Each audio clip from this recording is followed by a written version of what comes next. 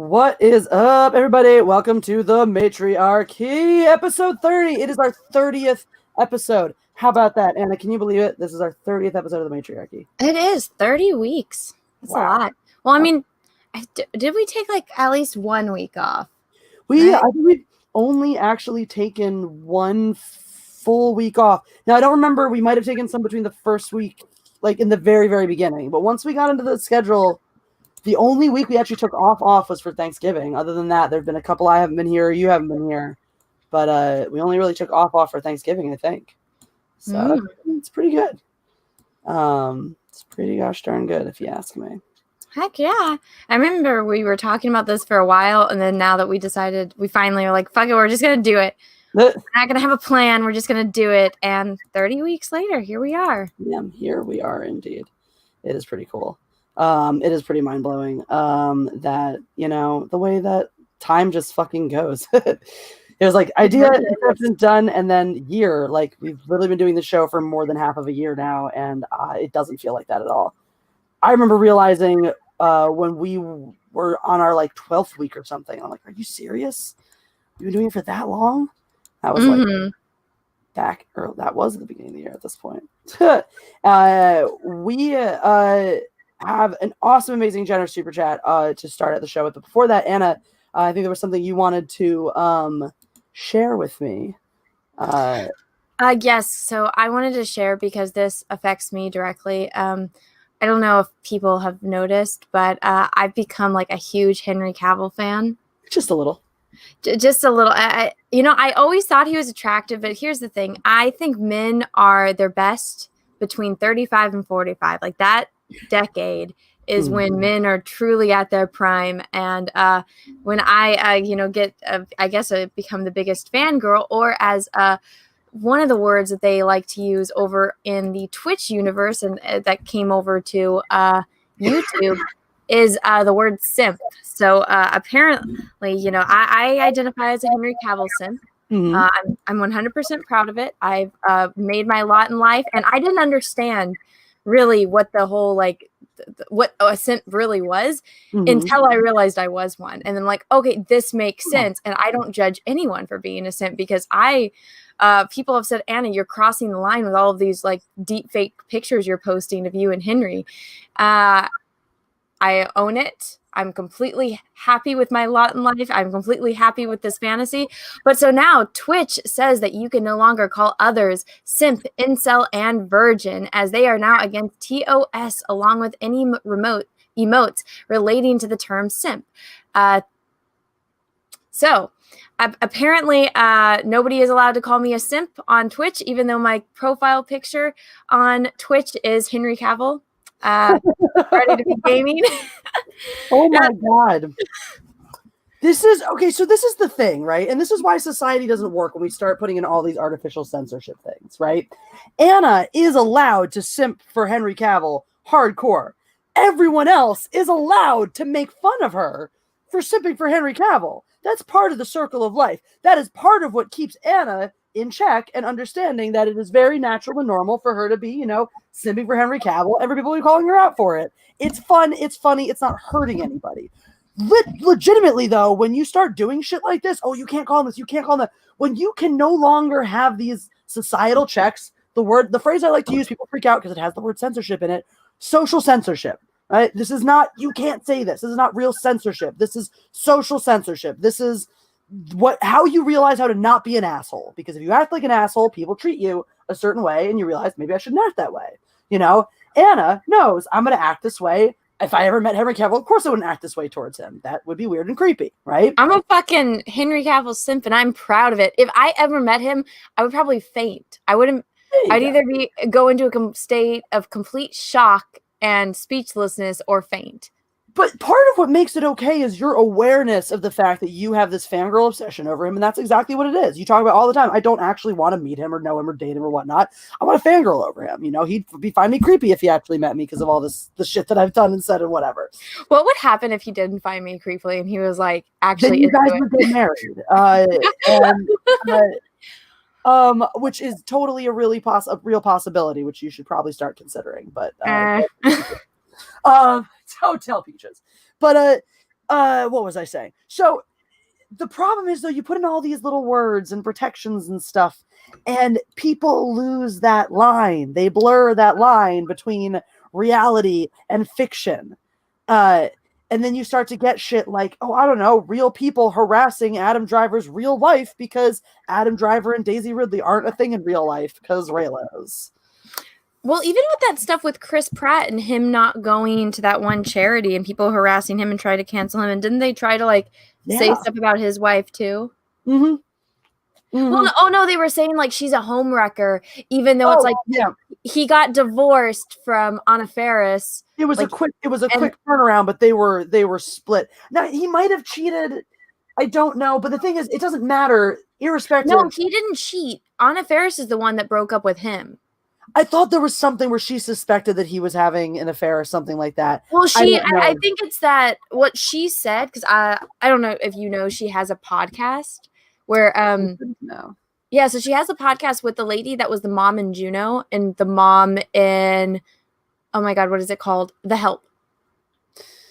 The mom in Juno. Well, okay, so I didn't listen to it, but one of my old coworkers did, and I remember I heard it, and so like they were talking about it, and basically what she said, and this was like an on-air podcast. I'm sure somebody, if they really want to, they can go find it. This was like years ago, when it all just happened. But she was talking about how they just changed as people, and so she was the one. Oh, that's what it was. It was the whole thing where that happened, and then didn't she retroactively try to say stuff like because he got together with what's her butt really quickly, and she then tried to say, oh, you were cheating on me with her or whatnot. I knew there was I know there's something about it where it was like there was something where his reputation got shit canned a little over it, even though he didn't actually do anything. So I think after that, it was just hurt that you're like, oh, you were my husband, you were married, and then all of a sudden you're with this other chick, like, oh, like, within, I think it was within a few.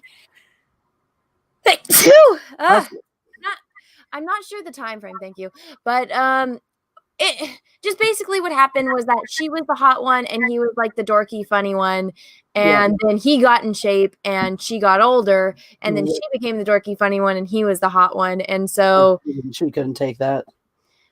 Well, I think it's like he changed as a person too, because she used to cook for him all the time, and like things just weren't the same. And then he's doing all of these events, and she's kind of being the second string where she used to be the first string. Yeah. No, so I'm sure that there was some kind of resentment and there's some kind of thing going on in their relationship. It's honestly none of anyone's business but theirs. But he didn't cheat on her. He, his relationship with Arnie's daughter happened after he got divorced. But I remember them trying to say, oh, you're the other woman and whatnot. And it's like, she's just doing her thing. That she just had her first baby. She's happily married. Like, leave the lady alone. Seriously, I don't get this harassing people business ever.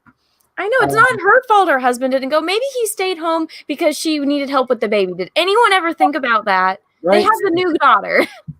Seriously.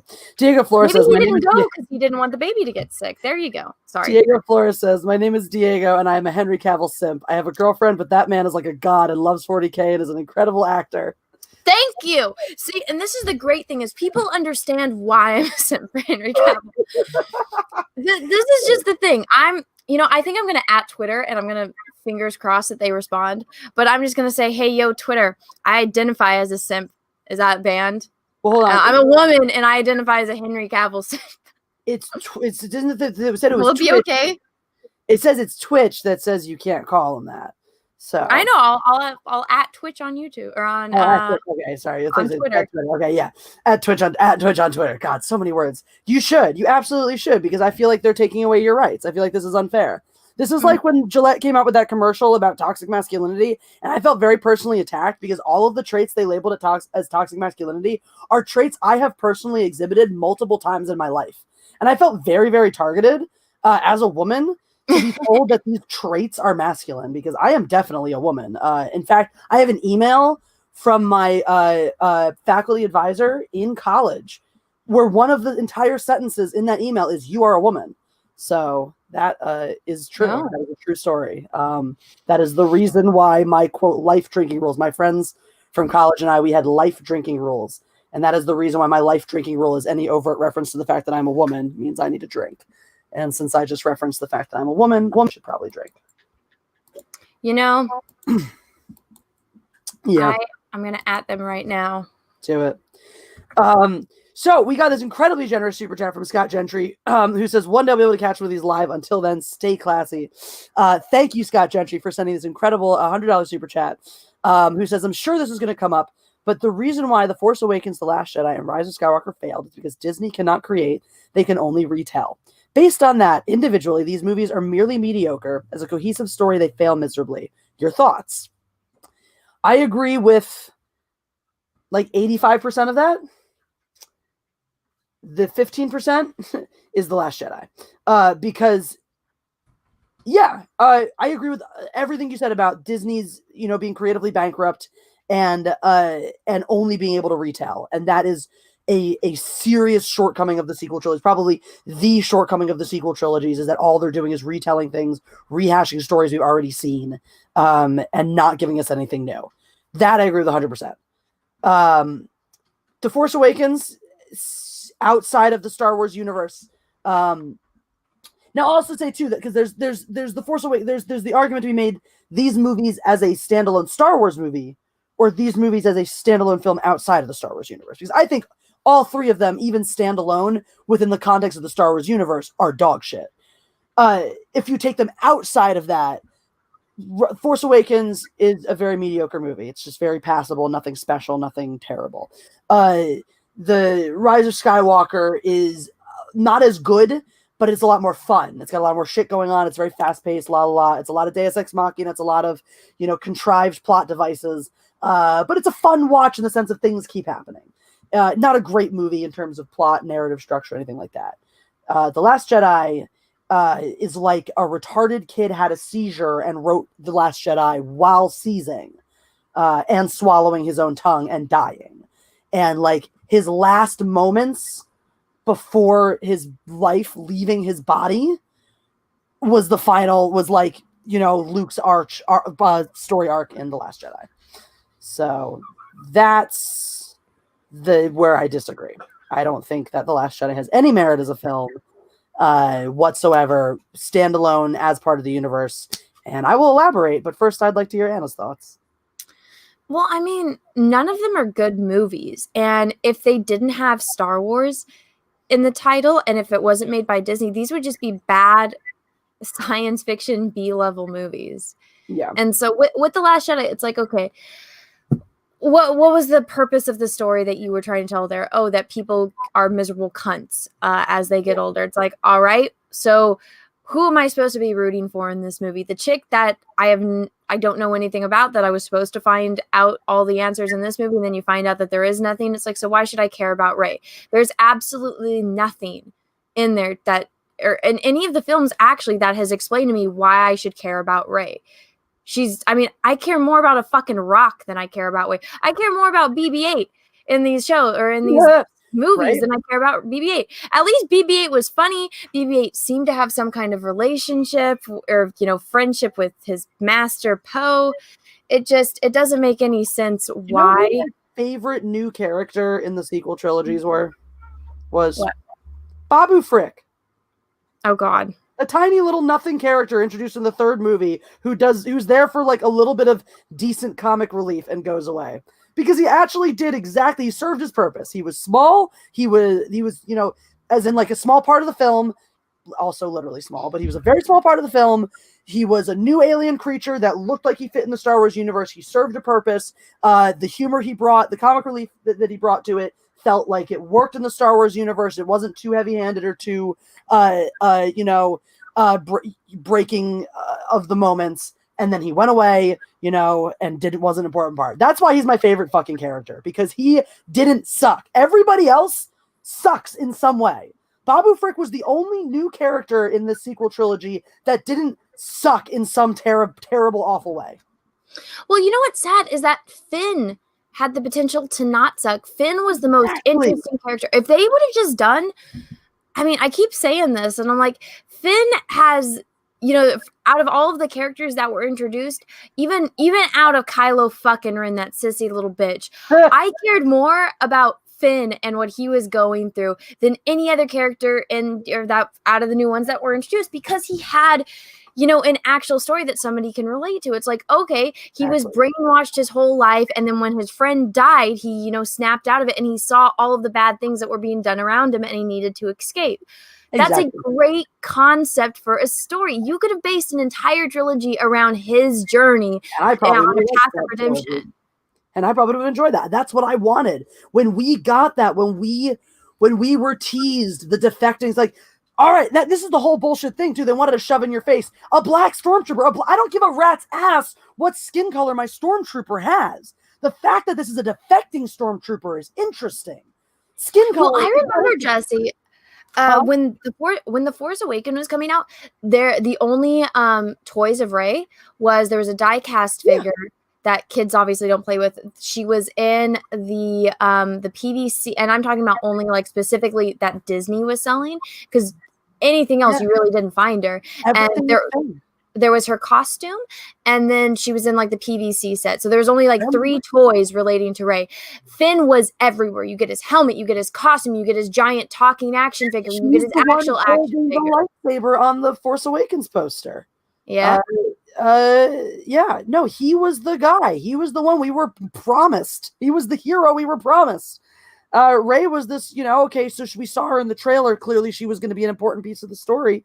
But Finn, you know, he was teased as our Luke Skywalker. Okay, so Rey is going to be your Princess Leia, but with a little more, she's a little grittier. Okay, fine.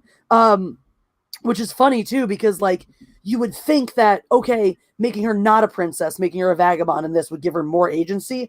Princess Leia has so much agency. She doesn't do shit if she doesn't want to do it. She doesn't even let herself get rescued without fucking taking over the rescue operation and doing it better. Rey has no agency to speak of whatsoever as a character.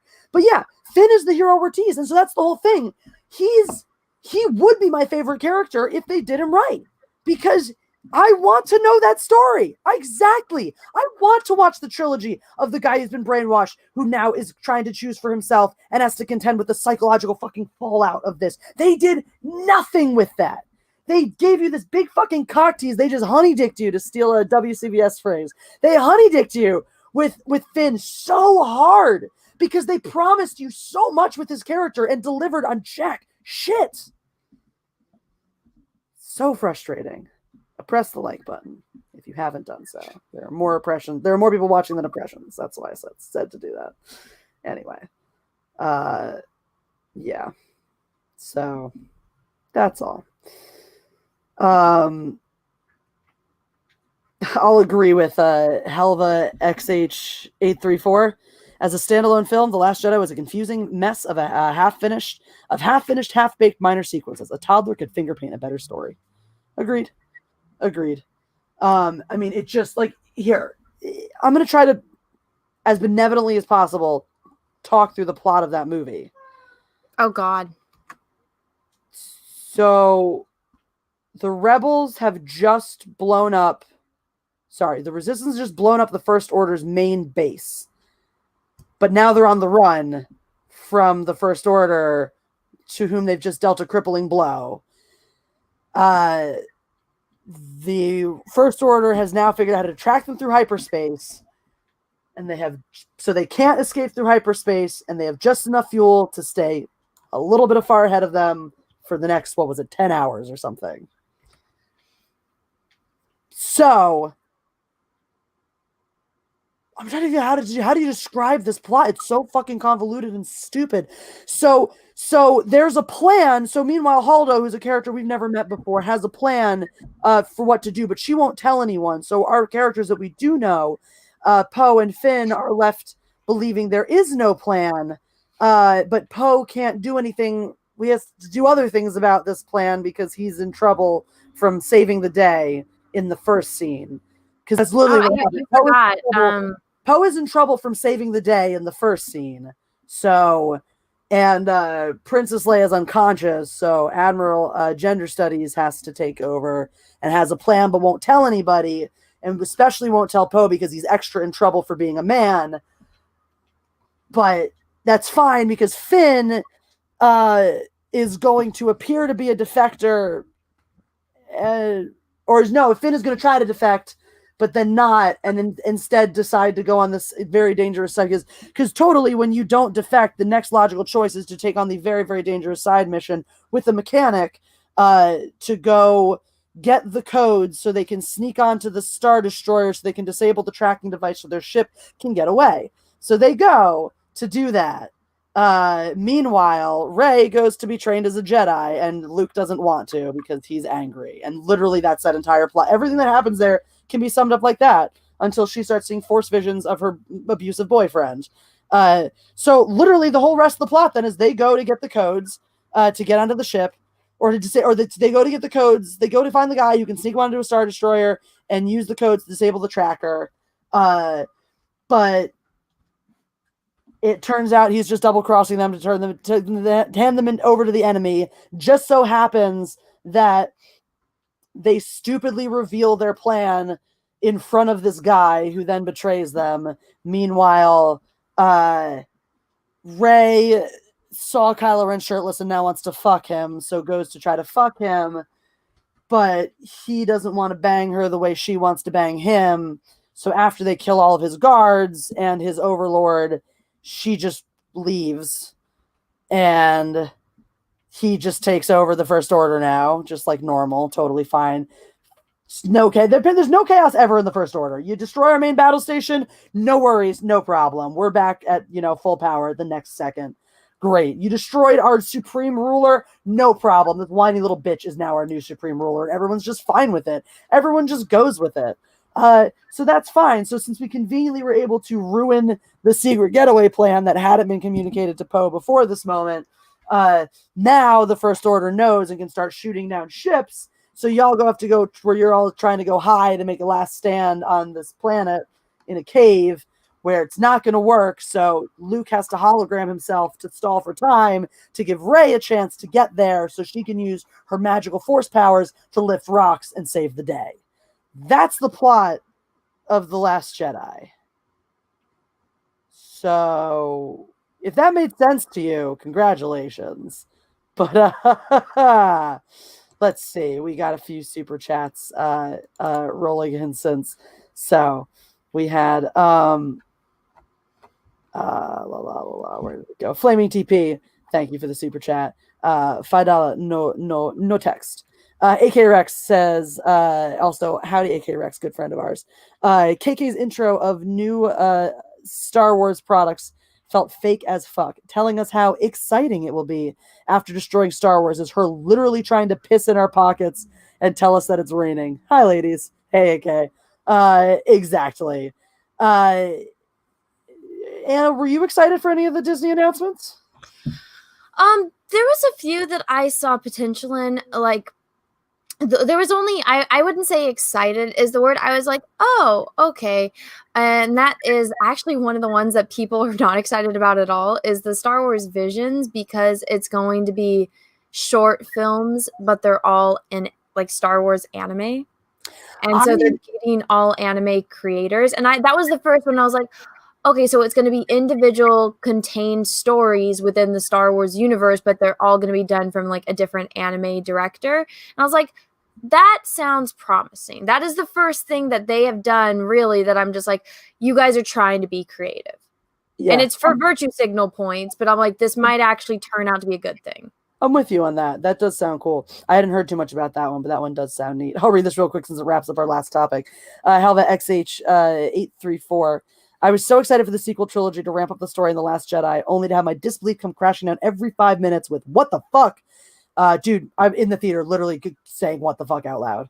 100%. Yeah, I didn't, but that one does sound really interesting. That it reminds me of how Marvel's doing their, what ifs in this thing, kind of like a chance to explore and play a little bit in the universe without any serious consequences to, canon.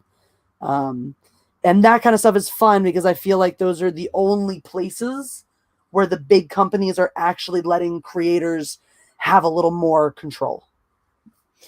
Well, they're doing it because they know that anime is popular and they want to get that fan base, and they Cool. also want to virtue signal, like, look, it's an all Asian cast and an all like Asian created show, and it's like, all right, but one thing about that is it's probably going to be better than everything that you've created, and then Kathleen Kennedy's going to get jealous. And then she's going to try to take credit for it, and then she's going to ruin it.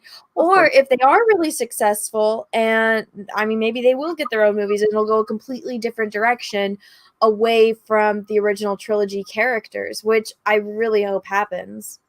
Yeah, that would be great. But yeah, no, that's what I'm saying. It's like, yeah, the virtue signal is strong, but at the same time, I don't think Kathleen Kennedy or anyone else at Lucasfilm knows where to begin crafting Star Wars anime. Star Wars is definitely, the lore of Star Wars lends itself to that type of a medium, I think, and so you're in a situation where I think, exactly like you said, those creators are going to have a lot of control in the beginning until Kathleen Kennedy wants to get her grubby little paws on it. But when she does, I don't know if it'll be like The Mandalorian where she can F it up, or if whatchamacallit, if she just won't really know, she won't be able to get as far in a medium like that because she just doesn't have the tools to make it work, Yeah, sorry, I got distracted. Actually, this is a good conversation I can have with you because cough, cough, you're my token Jewish friend. It's actually about Parler. So over Thanksgiving, everyone talks about politics, and I'm trying my best to not get involved. And then one of the family friends was like talking about Parler. And do you know about Parler? I do know about Parler, yeah. Well, so everyone's trying to say, oh, this is the alternative to Twitter. Yeah. But then I was actually on Yellow Flash's stream, and Raging Golden Eagle like just went off about how Parler's policies are super shady. Like if they get sued, everyone that, I guess, like if you have an account on their platform, you're liable to pay for that. Oh, that makes sense. And so it's all the shady stuff. That's why they are what they are, because Parler markets themselves as being, oh, we don't censor. That's why, because they can afford to, by passing off any lawsuits or issues that come from it onto their users. Yeah, and so I was like, okay, that once I heard that, I'm like, all right, that's kind of shady. Yeah. I still have mine just because I'm like, I have a feeling my Twitter will probably get nuked soon without the rate that these people are coming after me. But so then, what was it? I was trying to say like, yeah, it's kind of shady, but I get why people use it. And then the family friend was like, oh, well, they're anti-Semitic. And I was like, what? And I was like, I haven't heard that. And I'm like, I'm pretty sure like there's people on there that are Jewish that, I've seen. And then, the family friend was like, oh, well, who? And I'm like, well, fuck, I don't go asking all my friends if they're Jewish or not. Yeah. And I'm just like, I was thinking of like celebrities that I could name off of, or like politicians that I know that are Jewish. And of course, the first one that came to my name that I knew had a Parler was Ben Shapiro. And so I was like, oh, Ben Shapiro. Now I know almost nothing about Ben Shapiro. Like, yeah. I know a few things, and that is because of memes. And then what you've told me, Jesse. But so I was like, okay, that's like a guy who's very Jewish, and he's, he's on there. And so then now my friend thinks I'm the biggest Ben Shapiro fan, even though I specifically said I don't know much about him. I just know that he's Jewish and that he's on there. And I don't think that I was like, I don't think that the company is anti-Semitic, or at least I haven't seen any evidence of it. Yeah, so that's the thing that people don't seem to understand, is there is a difference between hosting a platform that doesn't believe in censorship, therefore it allows anti-Semites to be anti-Semitic on its platform, and a website, or a platform promoting or supporting anti-Semitism. Parler's the former, not the latter. So it's the kind of thing where, like, yeah, there are anti-Semites on Parler. There are white supremacists on Parler. There are good people on Parler. There are, liberals. I'm sure there are liberals who use Parler too, but probably less. I do know that that's one of the issues Parler has because of its reputation, is that the people who created Parler, from what I understand, want more liberals on it, want more, moderates, all different kinds of perspectives. The whole thing is they want every perspective represented. The problem is that the people who are against censorship the most are are on swing conservative. So you have like everywhere conservative to central who are on that side, but the people who are on the liberal side are fine with all the censorship. So they're fine using Twitter. They're fine using the platforms that censor quote hate speech and expand their definitions of what hate speech is and what you can and can't say. And so they don't need to look elsewhere or want to look elsewhere for their social media. So only the people swinging to the right of that side want to use it. So you do have lots of moderate and regular people using it, but your extreme voices are all going to be on that side of the spectrum as opposed to the other. And then you have people who just can't separate the idea that Parler doesn't endorse those viewpoints. It endorses freedom of speech above all else, above all other viewpoints. Therefore, it's going to allow for some speech that they themselves don't agree with, because it holds to its core tenet above anything else, which I respect them for. I don't know that I want to use the site because I don't know that it has the reach yet or the ability to do what Twitter does. That said, if it gets to that point and they still keep with that philosophy, I'd want to look more into, this business of passing off liability. But outside of that, I like that philosophy of we'll put our integrity, to integrity and our adherence to this principle above things that make us feel happy or comfortable. Honestly, I made one because I'm like, I have a feeling they're going to find something to cancel my Twitter eventually at the rate that these people go after me. Probably. But I was like, yeah, it's weird. But so my point of the story was actually that now, just because that was the first Jewish person that came to my mind that was on Parler, now all that person sends me is Ben Shapiro shit. And I'm like, I was like, now I know shit about Ben Shapiro because you keep fucking sending it to me. Yeah, I'm sorry, because there's probably things you didn't want to know about Ben Shapiro, like his aversion to wet pussy. Okay, see, that's one of the things that I knew because I saw the remix and it's hilarious. It's so fucking funny. Dude. Him doing the WAP remix rap is better than the actual song. I agree 100%. I'm it's one of those situations where I'm glad the song exists so that we can have Ben Shapiro's remix. Yeah, and so I even told my friend, I'm just like, he's just fun to meme. Like I don't know anything about him really. He said that The Rise of Skywalker is good and The Last Jedi is bad. So I'm like, obviously he's kind of cuckoo in the head. But I really don't know much about him, but now it's kind of like the Taylor Swift thing where my mom thinks I'm the biggest Taylor Swift fan. And so now I have a friend that thinks I'm the biggest Ben Shapiro fan when I'm like, oh my God. Ben Shapiro is fun to watch. It's fun to watch his takes on the crazy feminists because he owns them so well. He has some really fun takes and says some really good shit, but a lot of it for me, it's like, I don't understand the people who follow him obsessively or religiously. I'm like, he was 19 years old when he wrote the book that made him famous, and he has been insulated in his little world of his mind since then. This kid doesn't know jack shit about how the world works. Yes, he's very smart and he has some really good ideas about certain things, but the people who want to act like, oh, he knows everything, I'm like, Ben Shapiro is very smart but not worldly at all, and it limits his perspective in some very, very observable ways. But it's one of those things where because he's so smart and because he does such a good job of owning the libs and it makes people feel good to watch him own the libs, they just go, Ben Shapiro's God and everything he says is right, and they clap their hands over their ears and go la la la la, and become snowflakes about him the way they do about other things. Oh, so he's like super political. Yeah, he's very political. Frank Pliskin says Shapiro is a shill.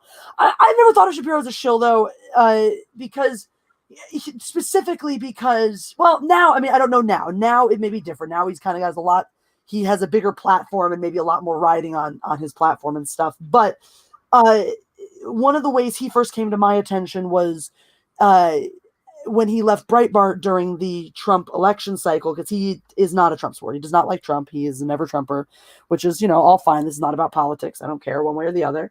But Breitbart was the reason why he left Breitbart was because it was fully endorsing Trump and not tolerating any articles or pieces dissenting from that. What is Breitbart?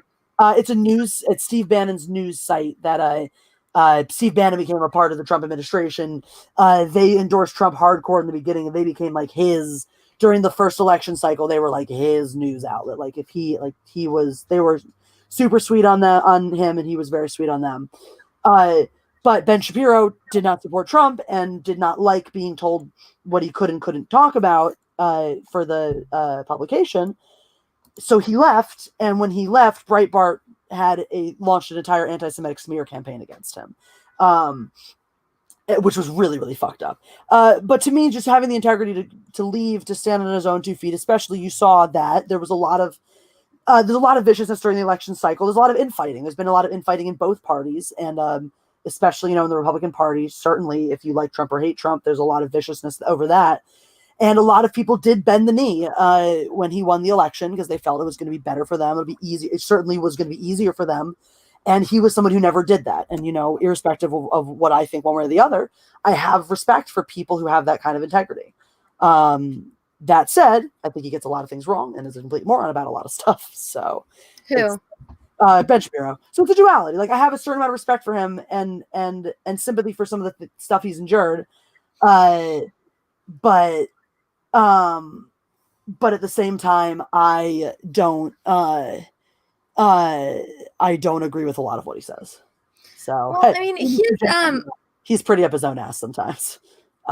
See, I don't know I really don't know anything about him, but so I'm just getting spammed with all this Ben Shapiro shit, and I'm like, oh my God. It's like when a family member, it's like you say, oh, Jesse, you like Star Wars, and they start sending you Reylo shit, and it's like, but it's like a family member that doesn't know anything about. Like, I don't know how to tell you how I don't know how to tell you how you're wrong. I feel like that's what's happening right now, but I just wanted to share. Just wait till they send you the things where Ben Shapiro starts talking about masculinity and what it means to be masculine and how men are supposed to be the protectors of women, because that's when I start cracking up, because he's a fucking chipmunk. He's a chipmunk of a man. And he goes on one whole thing about how, like, oh yeah, it's men's job to protect women. And I'm like, bitch, please. If you and I were walking down the street next to each other and someone attacked us, I'm pushing your ass out of the way and taking this one. I'm pretty sure he's in that sense, if he is small, then it's probably just like making up for his own insecurity in that sense. I think there's a lot. I think that's that, because that is very important in his ideology, and he ties it back into his Orthodox Judaism. But I think it's that. I think he's, he has a little bit of Napoleon syndrome. So why he harps on this idea of traditional masculinity is because it's something he doesn't have. If Henry Cavill is listening, I am all for him just protecting me. And if there's a bad guy and he wants to fight them, I'm more than happy to sit back with popcorn and watch. And after that, he can bench press you and then curl you, and it'll be great. It'll be like a no, but see, I don't want to be involved with the working out. I want to sit back and I want to watch a creeper. Like, so Peaches, he doesn't like going to the gym with me because I become the biggest fucking creeper. And I just sit there and I just watch him, and he's like, babe, like, people are looking at how creepy you look. And I was like, I don't care. I'd probably do that to Jeff. I'd be like, yeah, let's go to the gym. I'll spot for you. And he'll be like, you're a I'll be like, no, I just came here to spot for you. I'll do that. It'll be great. So let's read this super chat. I read another one from Frank Pliskin, but let's read your actual super chat, my friend. It says, love the channel. Wish I could hang, but I'm watching A New Hope with my 2.5-year-old boy-girl twins right now. Your little Luke and Leia. That's too cute. I heard Anna saw it for the first time at 2.5 and decided it was time for them. Going great so far. Oh, that makes me so happy. Yay. I did watch it when I was 2.5. People don't believe me, but I'm like, at first I thought, I was like, no, I was probably like 5. And then I did the math because I watched it the day before Ellen was born. Aw.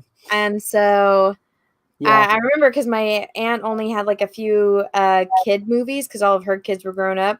And so obviously they couldn't have me, the little heathen, with them when they were having a baby.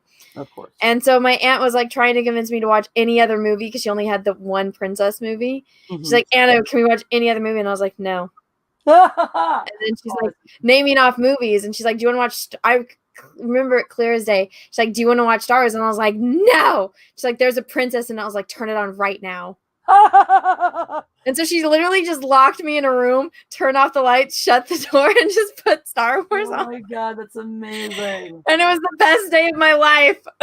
So you got all of us, I think, as Jeff and I were both around 5-ish when we saw it for the first time.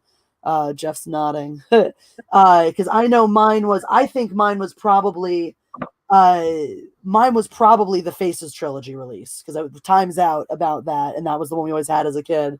So I think it was Faces trilogy came out, and my parents probably saw, oh, Star Wars has a new release. This is cool. But perfect time. You know, John's old enough, Jesse's about old enough. Let's show it to the kids. And so I was about 5 or just under that, because I know for sure I had seen it, and it was already. The thing is, like, by the time I went to, so I was 5 or 4, because by the time I was in kindergarten, where I would have turned 6, I know it was already a part of my life, because it was my favorite thing by that point.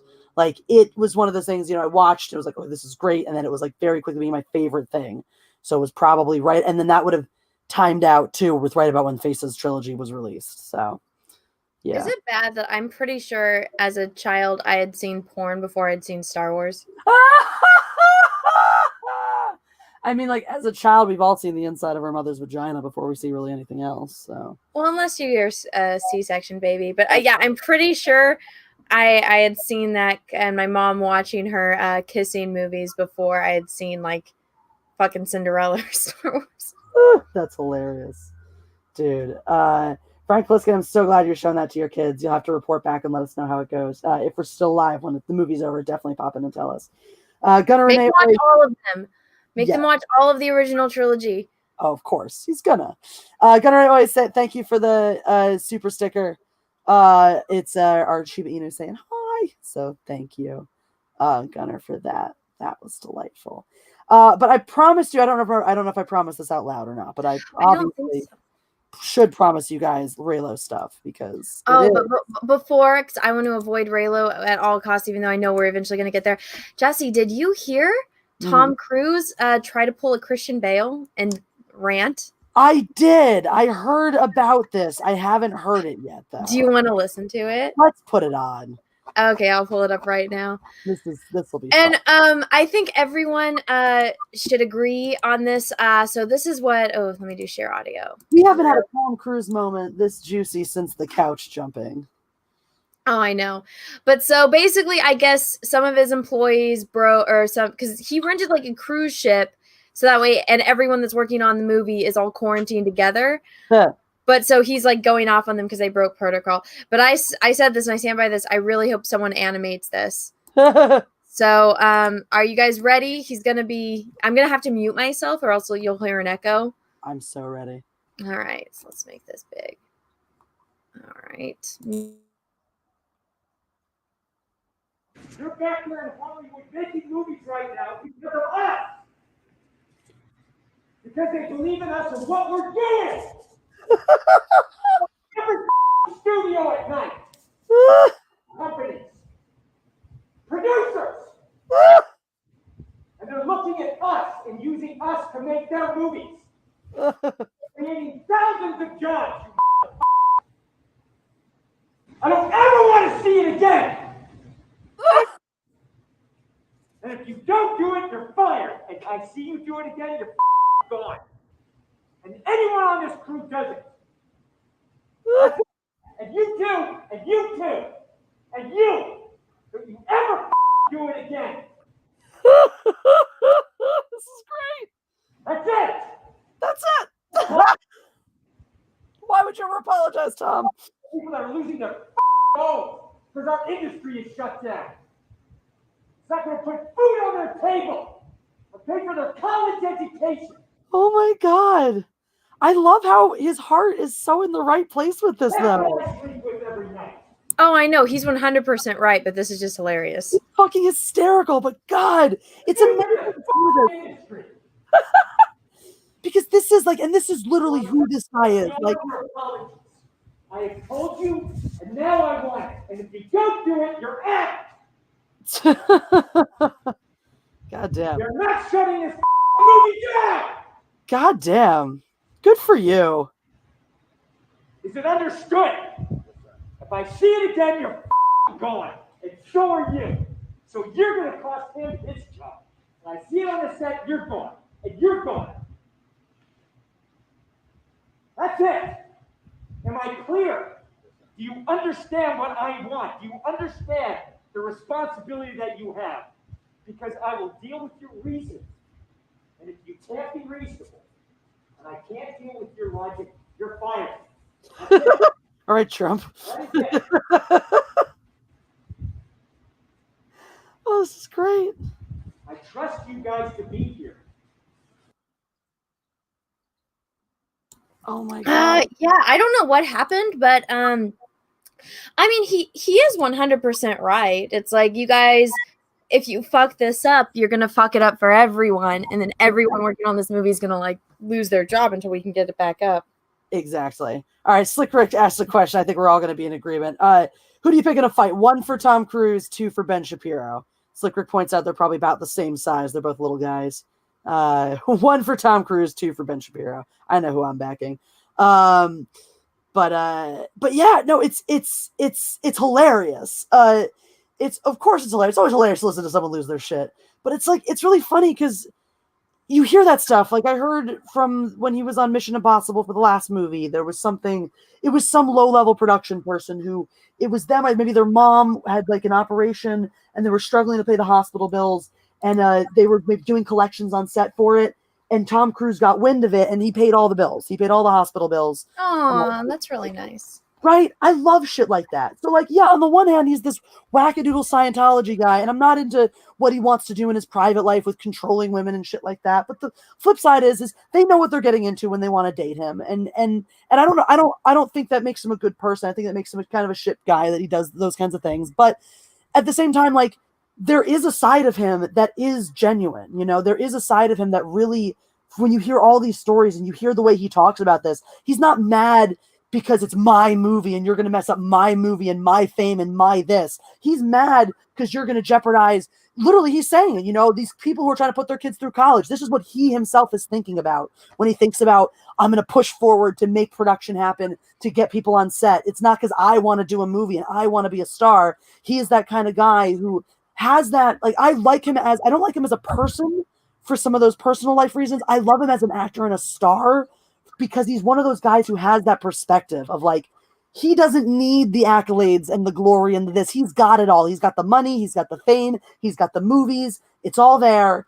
He really truly cares about the industry and the people he works with, and has always poured himself heart and soul into his work, you know, with doing his own stunts and going the extra mile to get an effing helicopter license, to do literally inventing a helicopter stunt for the last Mission Impossible and all this stuff. So I have a great deal of respect for him as an actor and an artist, and the way he conducts himself in that regard, if that makes sense. Yeah, and that's the thing. Like, I've never had a problem with him in movies, or, you know, his acting ability. He's always done a really good job. That being said, I know Anne Rice isn't too much of a fan of him as his dad, but it is what it is. Yeah. I think more so the bad taste in your mouth about him is knowing about his personal life. When I found out like about him and Nicole Kidman and then the whole Scientology shit, it's like, all right, this guy's a little crazy and kind of an asshole sometimes, but at the same time, he also does good things. So it's like, it's kind of a thing when it comes to really creative people, is that they're fucking weirdos, and there's nothing wrong with that. And it's, you know, I have no really reason to, honestly, a lot of people don't, unless you know him personally, you have no reason to really know the stuff about his personal life. And so nobody would know if he wasn't, you know, as famous as he is. So I try to judge him just on his ability on camera. And so, I mean, he's a good actor. I don't have anything against him. I think some movies could have been a little bit better if he didn't have as much control over them. Mm-hmm. But yeah. Herrenberg asked an interesting question related to earlier in the stream. So, caught up in the earlier conversation, exactly how is a simp different than a stan? Aren't they pretty much the same thing? It's a good question. I think simp comes from more of a lust thing, where a stan is like, you're just like a fan. So, I mean, I feel like I could be considered, well, I guess not anymore, but I remember when I was a little kid, like, I loved Angelina Jolie, and like because I saw her as Laura Croft, and then I saw her in Taking Lives. And so I was like, she is just like a really good actress. If she was in a movie, like, I wanted to watch it because I really liked her. And so I would say, like, that is a little bit more of a stan, whereas a simp, it's like you kind of have like a sexual attraction to a person. Yeah. I kind of think of it like simps could be considered to be standing for people, but not all stans are simps, if that makes sense. You can stan a lot of things that aren't necessarily like, because you can also stan like a fan, like a whole thing. Like you can stan like Star Wars and a ship and or a person, not just an individual. So as opposed to like when you're simping for someone, it's really just like you're lusting after one person, you know. That's kind of how I say, like, so if you're simp, like anyone who's a simp for someone, who would describe as like a simp for someone, you could probably also describe them as standing that thing, but not everyone who stands something is a simp for that thing. Oh, okay, here we go. So I mean, Darth Vader is my favorite character, but I'm not like, it's not the same as like my love for him is not the same as my love for Henry Cavill, if that makes sense. You would say you stand Darth Vader, but you simp for Henry Cavill. Well, okay, can you actually just explain to me what exactly a stan is? Because is that just like a super fan? Yeah. Yeah. Yeah. It's like, from what I understand, it's kind of like shipping something, but not necessarily a relationship. It's like the song Stan. Yeah. The crazy fan. So, okay, I'm trying to think of like what I could be considered a crazy fan. Oh, okay, so like if like a Star Trek character, so it's like I'm, you know, a huge Star Trek fan as well as Star Wars, but I'm not like sexually attracted. Yeah, but I mean, I think Darth Vader's a great example because like he's your favorite character from Star Wars. You love him. You love Darth Vader things. You want to have Darth Vader paraphernalia. You want like everything to do with Darth Vader, but you don't want to fuck Darth Vader. Yeah. You know, so you're Darth Vader stan. Like you're into that, like to a super dedicated, passionate level. Now, like it comes from, I think Stan has softened. I like how somebody says Anna is just a fan. She's not crazy. I'm fucking crazy. The thing is, okay, here's the thing though. Stan, people are saying it's a stalker, an unstable super fan or whatnot.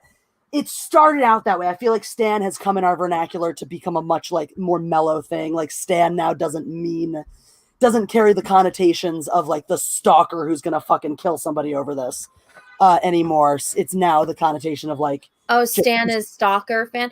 Okay, so well then I'm not a stan of anyone or anything. I don't think it has that connotation anymore. I mean, you guys can correct me if I'm wrong. Jeff, what do you think? I feel like stan now kind of just means like an uber fan to like an obsessive level, but not necessarily to like the damaged way that like the music video is. I think stan still means like there's no deeper level.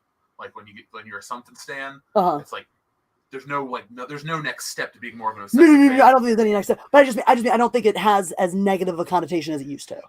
I agree with that because I think people keep using it incorrectly.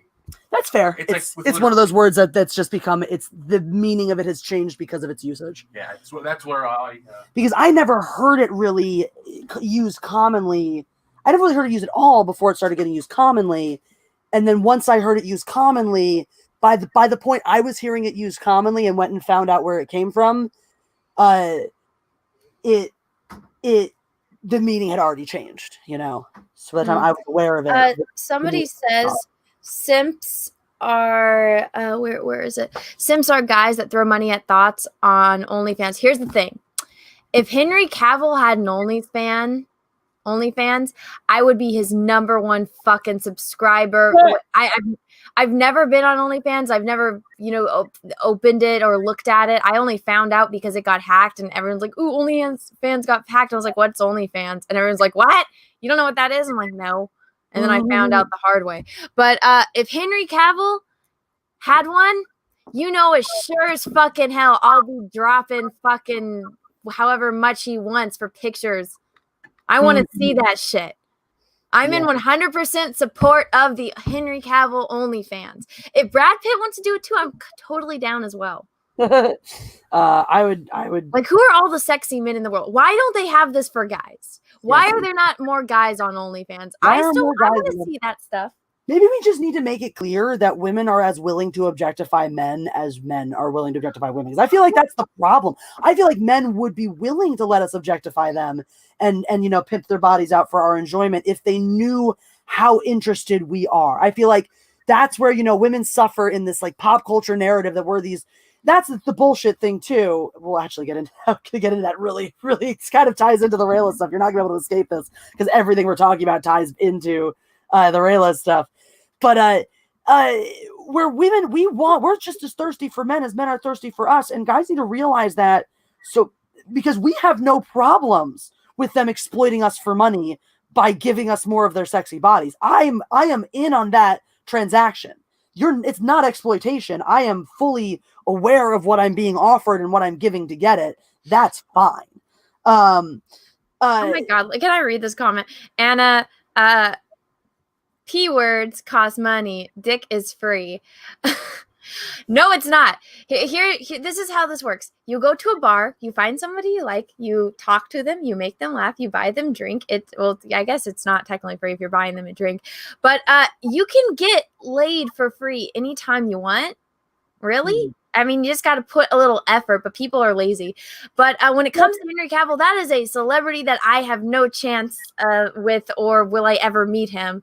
So I have no problem. If he wants to go work out naked, I will pay whatever the fucking fee is to watch that video. I don't blame you for it. I'm just putting that out there. So will a lot of women. I really think that's the problem too. And I think that like so many, women, so many feminist bitches, they do such a disservice to men and to other women who are sitting around fucking waiting for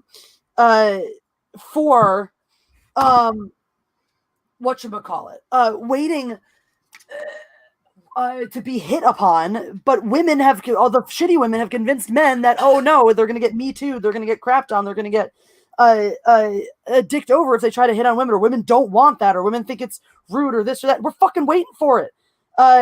We're fucking waiting for this shit, We're sitting in the bar waiting for you to come over and talk to us. If we're looking at you, it's because we want you to fucking talk to us. Fucking do it. But we're just caught up in all these stupid ideas of like, no, everyone wants the D, or not the D. Everyone wants to bang, all right? Almost, if you're not asexual, everyone's looking to fuck. Everyone is looking to fuck each other. Everyone is horny. If you're out at the bar, at the club, and you are talking to somebody who is a stranger, it is because you are hoping to fuck. It is not rocket science. Nobody just fucking goes out like that and talks to straight. If you're getting the cold shoulder, no. If you're getting eyed or invited into the conversation or shit like that, just fucking stop pussyfooting around this shit and close the deal. We're here to fuck. That's why we're out here. That's why we're talking to you. We wouldn't be here talking to you if we didn't want the D. So go get it. Go get the D. It's out there. I mean, wait. I want everyone to remember Jesse just ranted about this, but when I said, oh, hey, you and Jeff are getting along great, it seems like you guys like each other, bitch was in total fucking denial. I was also dating somebody else at the time, so. You guys were in like an open relationship, though. We did, but the whole thing was, that was the whole point, though. The way my relationship was we could have extracurricular activities, but we weren't supposed to have extracurricular, romantic attractions. And I could tell right from the get-go that the way I felt about Jeff was not purely physical. So that's why, just saying, though.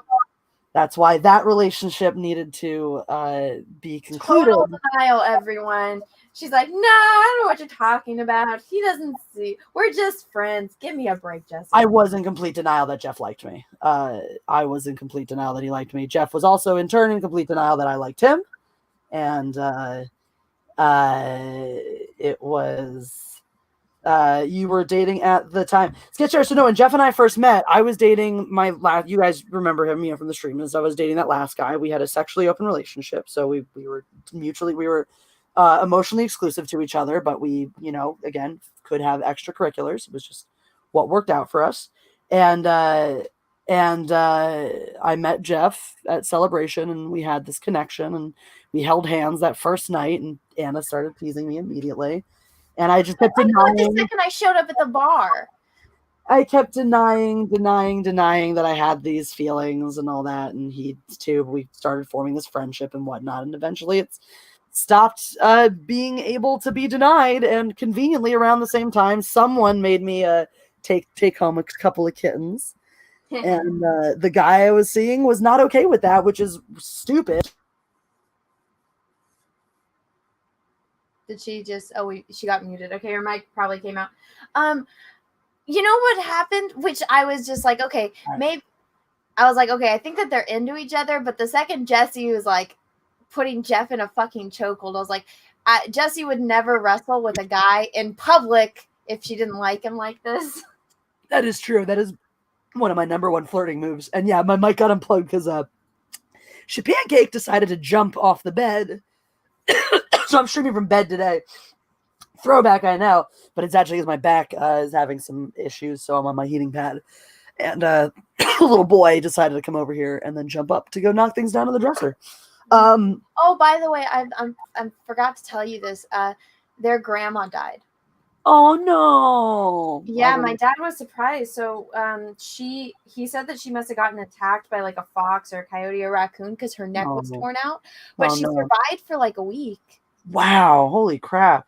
What a fighter! He didn't take her to the vet because he knew that they would just put her down. So he's just like, I'll let her like die in peace. Let her just nurse her to sleep at home and stuff. But so their grandma died a month and a half ago. Oh, I'm sorry, Pancake. Well, clearly he was upset by that news because he just started knocking a whole bunch of things down. So, oh, Pancake, I'm sorry. I know you weren't expecting to hear bad news like that. It'll be okay. I'll give you treats later. But what was I saying just before that? Before my mic got misconnected? People being dumb. Oh, here we go. From Timajani says, Jess, even I saw that at the South Star Celebration meetup. All right, Timajani. Everyone did, apparently. To be fair, though, you didn't really spend too much time with Jeff at the meetup. I did. I kissed him on the cheek. Oh, okay. Then I was just drunk in my corner. I didn't. So I spent a lot of it during the streaming and stuff like that. During parts of it, I was really trying to hang out with him and whatnot. But for a lot of when he was at the table, I just hung out. You and I hung out for a lot of that because, they were kind of at the table and different stuff. But someone super chatted me to go kiss Jeff on the cheek. And I did. And also, Jeff kept coming over to hang out with me. Like, we kept, finding each other because we both wanted to hang out with each other, even though we didn't know it yet. So, and I sat at the table and I took tequila shots and filmed the guys signing posters. It was adorable. Demajani says, Demajani OnlyFans coming soon. # objectification day. All right. Cannot wait. And Helva says, I'm going to Me Too Anna's declaration. Henry is fine. I'm telling you. Do you know how much that guy, he wouldn't even have to make money or movies anymore. I bet you the amount he would make on OnlyFans would be the same amount he made on a fucking Superman movie. Henry Cavill, please. The world is losing its mind. I need your OnlyFans. It's true. But I did want to mention, though, Jesse, I want to do this challenge, and I want to see if people will do this challenge. If you if you have the ability to go to a bookstore that sells both comics and romance novels, why don't you pick up a comic that has a lady on the cover and then look at the lack thereof quality in the way that the woman is drawn and the desexualization of the character and the defeminizing of the character. And then I want you to take that book and wander over into the romance section and just pick any book off the shelf and see about the blatant objectification of men. Yeah. Also in the romance section, when women are depicted on the covers, how the women are depicted. Because the women on the covers of these books that are, yes, for women, these romance books are primarily for women. The women, when they do get a spot on the cover, which is very infrequent because the people who make them know we just want to see the sexy men. But when they do, the women are sexy too. The women have tits. The women have nice bodies. They look pretty. They usually look, girlish and helpless, but they're very attractive in ways that the women on the covers of comics aren't anymore. I'm going to pull up some of the some popular romance novel imagery. And there is nothing fucking wrong with that. Diego Flores says, I'm sorry, Anna. Henry Cavill can't open an OnlyFans. We need to see him in movies. He is our glorious overlord. He can do both. He's got plenty of time. He can do when he's training because he goes to the gym every fucking day. So he should just do naked workouts. And then also, he can easily shoot the OnlyFans stuff when he's in between movies or in his hotel room, at night. He can do double duty then when he's on set, do his OnlyFans from the hotel room, do his work on set during the day. And then that way, when he's not on set, he just has all that time to himself. So these are like popular romance novel covers that have women on them. Body positivity. When it's like, look at the way what is highlighted on the man, his muscles. Well, it's this is Fabio, so obviously they got Fabio's hair, but it's like, come on. And also, I feel like all the feminazis would be screaming, "Oh my God, he's holding her wrist! Oh, he's holding her shoulder like that!" But it's like that's what you want, bitch. Exactly. All this shit is the man dominating the woman. He's got his hands on her shoulders or her wrists, you know, controlling her. She's in these submissive positions. Oh, looking up at him. In literally every single one, she's looking up at him. She's got tits half spilling out, you know, body half naked. And this is what we want because we want to be that girl. We don't want to be a blockily drawn, chubby nobody who has a fucking magical backpack. We want to be the hot chick with the sex hair in the arms of Fabio. You know? Yeah. It's like, stop trying to convince women to want something we don't want. Stop trying to convince women to, because that's the whole bullshit of this new feminism. The whole point of feminism is it's about women being whatever the fuck they want to be. Feminism now is about trying to tell women what they're supposed to want and who they're supposed to be. That is the complete fucking opposite. It's so stupid. On that note, sorry, Anna, I can't delay this any longer. I can't. Fuck you. This bitch has written 2 articles in the past year and a half about Reylos. And Nerdist, by the way, is so fucking desperate for attention that they were, the second one we're going to read, they were, even though it's from January of this year, we're fucking reposting their own damn videos. So, anyhoozle. The case, well, where did Anna go? Oh, shit. Oh, no. Did I boot Anna by mistake? Oh, there she is. I rage quit. For I 100% did that for dramatic effect, everyone. Yes. I'm so glad. Helva XH834 says, if people were as beyond sexuality as the feminists want us to think, why is fanfic so big a thing? Fucking exactly. Which brings me once again to the worst fanfic of all. The case for Reylo in Star Wars The Rise of Skywalker. So this is somebody writing about, obviously, how they want to have Reylo in The Rise of Skywalker.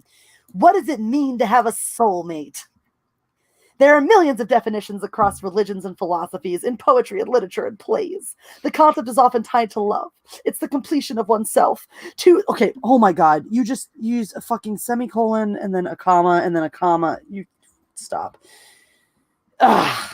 Two souls diverge, seeking the other half. According to Aristophanes, love is born into every human being. It calls back the halves of our original nature together. It tries to make one out of two and heal the wound of human nature. Most of us will never find this healer if such a person even exists. Suck it, world, I got Jeff. But that's the role fantasy plays in our lives. Divine concepts made reality. Heightened ideas and themes conjured into something imaginative and palpable. Fantasy helps us feel better, look at the world with deeper fascination. It helps us see in shades just beyond black and white. Some might even argue that fantasy exists to help us understand how to love and be loved. That's why, in my eyes, the Rey-Kylo pairing, affectionately dubbed Reylo by shippers, is so popular and has taken such a critical role in the Star Wars sequel fandom. Because fundamentally, their union is about two broken halves seeking resolution. Two unloved people, lady, you got to chill with the semicolons, who desire understanding, who cannot find it, even in the most well-intentioned people in their orbit. What the how does she not find love and understanding in her orbit? Fucking everyone fucking loves her. The only reason we think people don't understand her is because she has a line in The Rise of Skywalker where she goes, "No one understands me." Rey, the forgotten orphan, and Kylo, as if fucking Finn couldn't understand you. Jesus fucking Christ. Kylo, the privileged son of a pair of war heroes, both feel that isolation in different ways. And we're supposed to fucking feel bad for the privileged son. That's the whole bullshit. So you're sitting here literally writing about how we're supposed to feel bad for men, for the white man born into their privilege, because the privilege can be a curse as much as it is a gift. You cannot fucking write this shit and then turn around and rail on white privilege at the same fucking time, you bloody fucking hypocrites. So I had a moment there. It's okay. Just hits me in the fifis. Are you vomiting yet in your mouth? Because I clearly am. So we continue, unfortunately. God. Adam Driver plays Kylo Ren, and Son Jose even spoke about his character's parentage and this perceived loneliness in a recent issue of Vanity Fair. If you were the product of those two people, two very strong personalities who seem to be almost more committed to a cause than anything else, what's that like? How do you form friendships out of that? How do you understand the weight of that? It can easily go awry. Okay. Ben Solo was loved, as evidenced by Han Solo's noble sacrifice in The Force Awakens, but he expressed it too late, when Ben was already beneath the shadow of the all-powerful Supreme Leader Snoke, or perhaps an even more foreboding evil, Emperor Palpatine, whose sniveling laugh was heard in the trailer for December's final film in the episodic films, The Rise of Skywalker. God, what the fuck? You can't write, lady. Okay, so once again, though, you listen to Adam Driver say something like this, if you were the product of these two people, two very strong personalities who seem to be almost more committed to a cause than anything else, what's that like? How do you form friendships? Blah. This is like kids, right?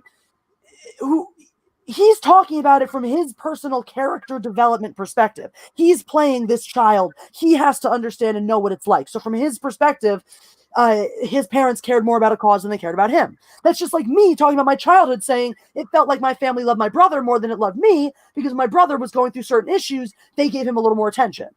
I know now as an adult that that's not true, but feeling that way as a child has an effect on you and is formative and affects who you become. That's what he's talking about here. He's talking about that kind of shit, How do you become this person? He's not justifying Ben being the way he is or trying to say that Leia and Han were bad parents, but that's the fucking bullshit that these people want to put into the fandom. Oh, Han was a bad dad. He was this deadbeat dad. No, the whole thing is no, you can have a troubled child who is the product of his environment, but that doesn't have to have bad parents who were neglectful and wrong and evil. We don't have to shatter or destroy our childhood heroes to create a universe in which their offspring could be a villain. We have so many avenues, and we've seen it happen in Star Wars, in the old EU. We have avenues to understand how people become villains without having bad parents or bad relationships and stuff like that. That those existential feelings of being misunderstood don't necessarily come from neglectful parentage. I grew up feeling like that unloved outcast child, very much the kind of person who a Kylo Ren is supposed to appeal to when I was that age, who he still wouldn't have because he was still dog shit, but who they're trying to hit at, which is why how I know they got it so wrong, because I'm that person they're trying to speak to, and they're not. So I didn't have shitty parents who were neglectful or didn't love me or didn't provide things for me or this or whatever. I came to feeling like an outcast for different reasons that had more to do with my peers and ways I experienced the world than anything to do with how I was brought up. And that's the shit that people don't fucking understand when they want to reduce these characters and go, oh, in order to have children of these characters or offspring of these characters or a world that these characters created be bad, it has to mean that they messed up somehow. You can't accept that, oh no, they were fine. They were our shiny, plucky heroes of their generation and their time. And other forces and other people are what corrupted this new world, not them. They don't have to be the bad guys. It's fucking obsessive boomer hate. Anyway. I feel like it's just a lot of people, and I think this is... Honestly, it starts when you're young, but I mean, the whole participation trophy thing, it's like if you don't earn something, then you don't know, you're never going to get that gratification of knowing what it's like to earn something and understanding that working hard is going to get you somewhere. So I feel like it's all the people that were just, babied and they didn't have it hard in life because, their parents babied them or society babied them or the school babied them. And so they don't understand what it's really like to have to work for something in life. And so they want everything handed to them. And then they don't understand why, they can't process and they can't accept when they don't get what they want. And so they throw temper tantrums, and then they're like, oh, well, Kylo Ren this, and that, or Rey this, and that. And it's like, no, but you have to work to make these characters likable. You have to work to make these things happen. And not everyone is perfect, but it's just simple concepts that everyone in the world understands except for them. Exactly. They're just too immature. And instead of growing up, they want to just impose their naivete and their childishness on everyone else. Andrew Matthews says, Abraham H. Parnassus would not stand for this rubbish. He would not. He would tell you to be strong and crush your enemies. Abraham H. Parnassus, still the greatest thing Adam Driver's ever done. So I skipped ahead in this article because it's bullshit. I didn't feel like reading more of her bullshit. So she talks about how, like, the people, trying to claim that people are against this and upset about this because, because Kylo Ren is evil and she's good, so they shouldn't be together because blah. But that stands in contrast to everything we know about these characters, this trilogy, and this saga as a whole. Redemption is baked into the mythology of Star Wars. It's why, even after committing genocide against the Jedi, Darth Vader was restored to his good self in his final moments. Keyword, his final moments. The Force paints in broad strokes, and Rey's desire to restore good to the only person who gets her doesn't weaken her morale or characterization. It proves her ultimate strength, forgiveness. No, it makes her fucking selfish. No, but they don't understand that.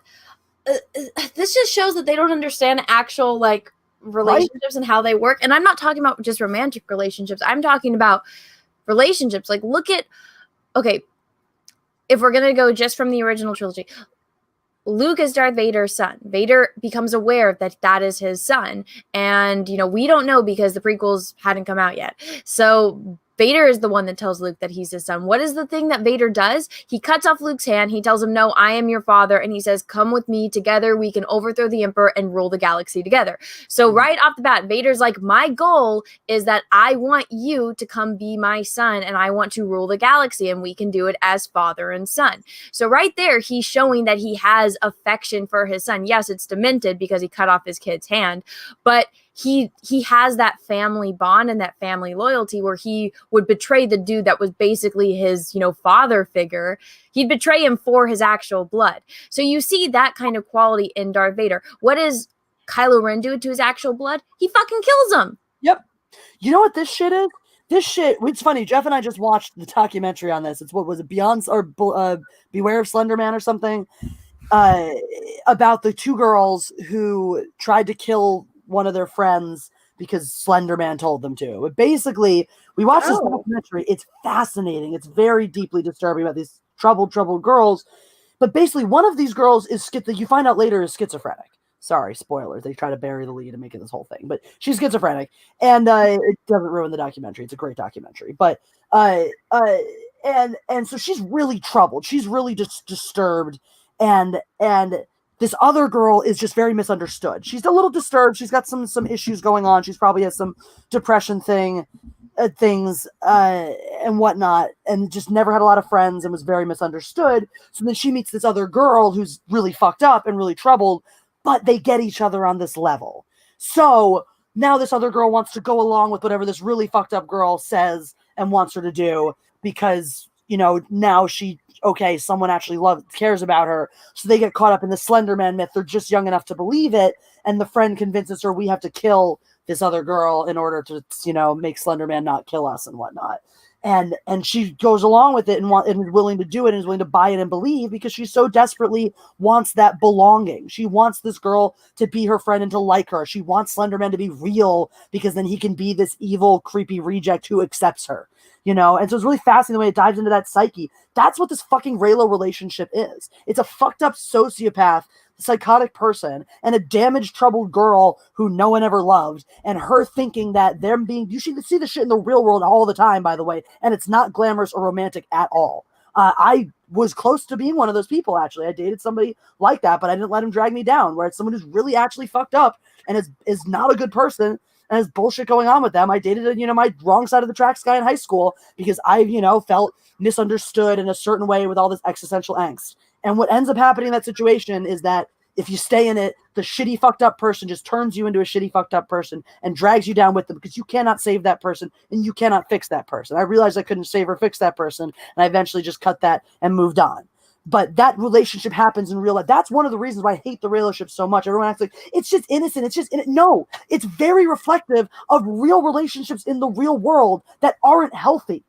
And we shouldn't be lauding these things. You want to talk about, everyone wants to get so uptight about what we represent in film. It's so fucking important that an actor has the right skin color because God forbid the damage it could do to children if they don't have the right skin color. Meanwhile, we're going to say it's okay to support a relationship that mimics a deeply, deeply abusive one that misunderstood children find themselves in all the time, growing up and going through their teenage years? I don't fucking think so. Well, I mean, it also just shows how many people don't really have a concept of what is a healthy relationship and what's a toxic one. And I know toxic has become kind of a cliche word, but I mean, I feel like maybe it's just a generational thing. And even though, you and I mean, there's teenagers that are involved in it now, but I mean, we're not old, we're not like our parents' age. We're on the young side of a human's lifespan. So, I mean, but just looking at what it was that we were taught was like a good relationship when we were younger as compared to what they are taught, it's like now I feel like it's some weird thing where it's cool. Like the bad boy persona has always been a thing that, this is what a girl likes. Girls like bad boys. But you see the difference in the type of bad boys. In Grease, Danny Zuko, he's a bad boy. He's a greaser. But what was it that greasers really did that was bad?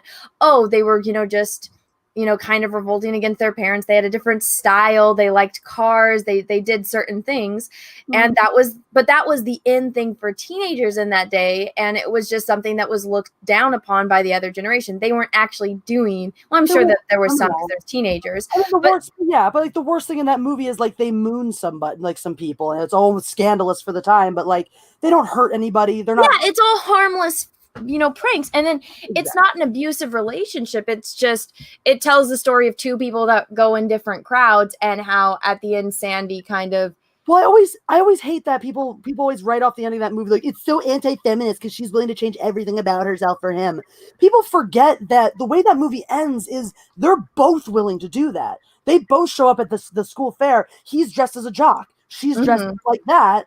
And then he's the one who just goes, oh, sweet, if we're going to do this, let's do this. Because obviously they're going to have way more fun his way than her way. So, duh. But the whole thing is, like, the whole point is, yeah, the gimmick at the end is they do it, they do it his way. Well, it's like she doesn't do anything to try to really change for him the whole movie. The whole movie is him trying to change for her. Exactly. The whole point of the movie is him trying to bend over backwards, trying to be someone he's not to please her. And her just rejecting, and finally at the end having this transformation and growing up. Because the whole thing is like, we're not supposed to think Sandy is the 100% good person the whole time. We're supposed to think she's a little too uptight, Yeah, Danny's a little too insensitive. He's a little too wild, but she's a little too uptight. So they both change a little. He gets a little more responsible. He gets a little more considerate. And she lets her hair down, literally and metaphorically a little bit. It's technically she puts it up with all that hairspray, but well, I mean, it's yes, it's not in a ponytail anymore. But she wore it like half up, half down most of the movie, and even at the end, like she has it pinned up, half up, half down, which is just like I think it's complimentary of her face. But it looks more let out. Okay, give me. Well, the thing about that though is Danny doesn't have like deep, dark emotional problems. He's just like, I run in this crowd and she runs in that crowd, which I think is what people are this whole Reylo, these people that are into toxic relationships, they don't understand that it's not just like a different type of crowd. Because I mean, everyone here, I'm assuming, has been in high school. It's like there was, the goth kids, there's the prep kids, there's the jocks, there's, the randos, then there's people like me that are just like the random weirdo that's friends with a few people, but I can move from crowd to crowd, if that makes sense. Yeah. But it was like that. And so it's just a different crowd. And I feel like they don't think that. They think that, oh, if you're, if you would be the modern day kind of greaser, that means you have all these emotional problems and, you sit at home and you listen to Kurt Cobain and you cut yourself. It's like, no, that person probably needs a lot of help and they need to find themselves as a person and come to terms with their own demons before they're ready for a relationship. But people these days don't understand that. They say, oh no, I want to be the one that comes in and saves them. And it's like, no, there's a reason why Han Solo and Princess Leia work and why those are the ones that have the relationship, not Luke Skywalker, because Han Solo knows who he is as a person. He's come to terms with that and he's happy with who he is as a person. Same with Princess Leia. That's why Princess Leia's arc in, Empire Strikes Back is that Han Solo is trying to get her to come to terms with her feelings because he knows she loves him. Everyone knows that she loves him, but she is too afraid to let her emotions out because she's afraid of losing someone. And she's afraid of that clouding her judgment. And Luke doesn't have a romantic interest in the movie or in the sequel, or excuse me, not sequel. in the original trilogy, because that's not his story. He's on his journey finding who he is and growing up.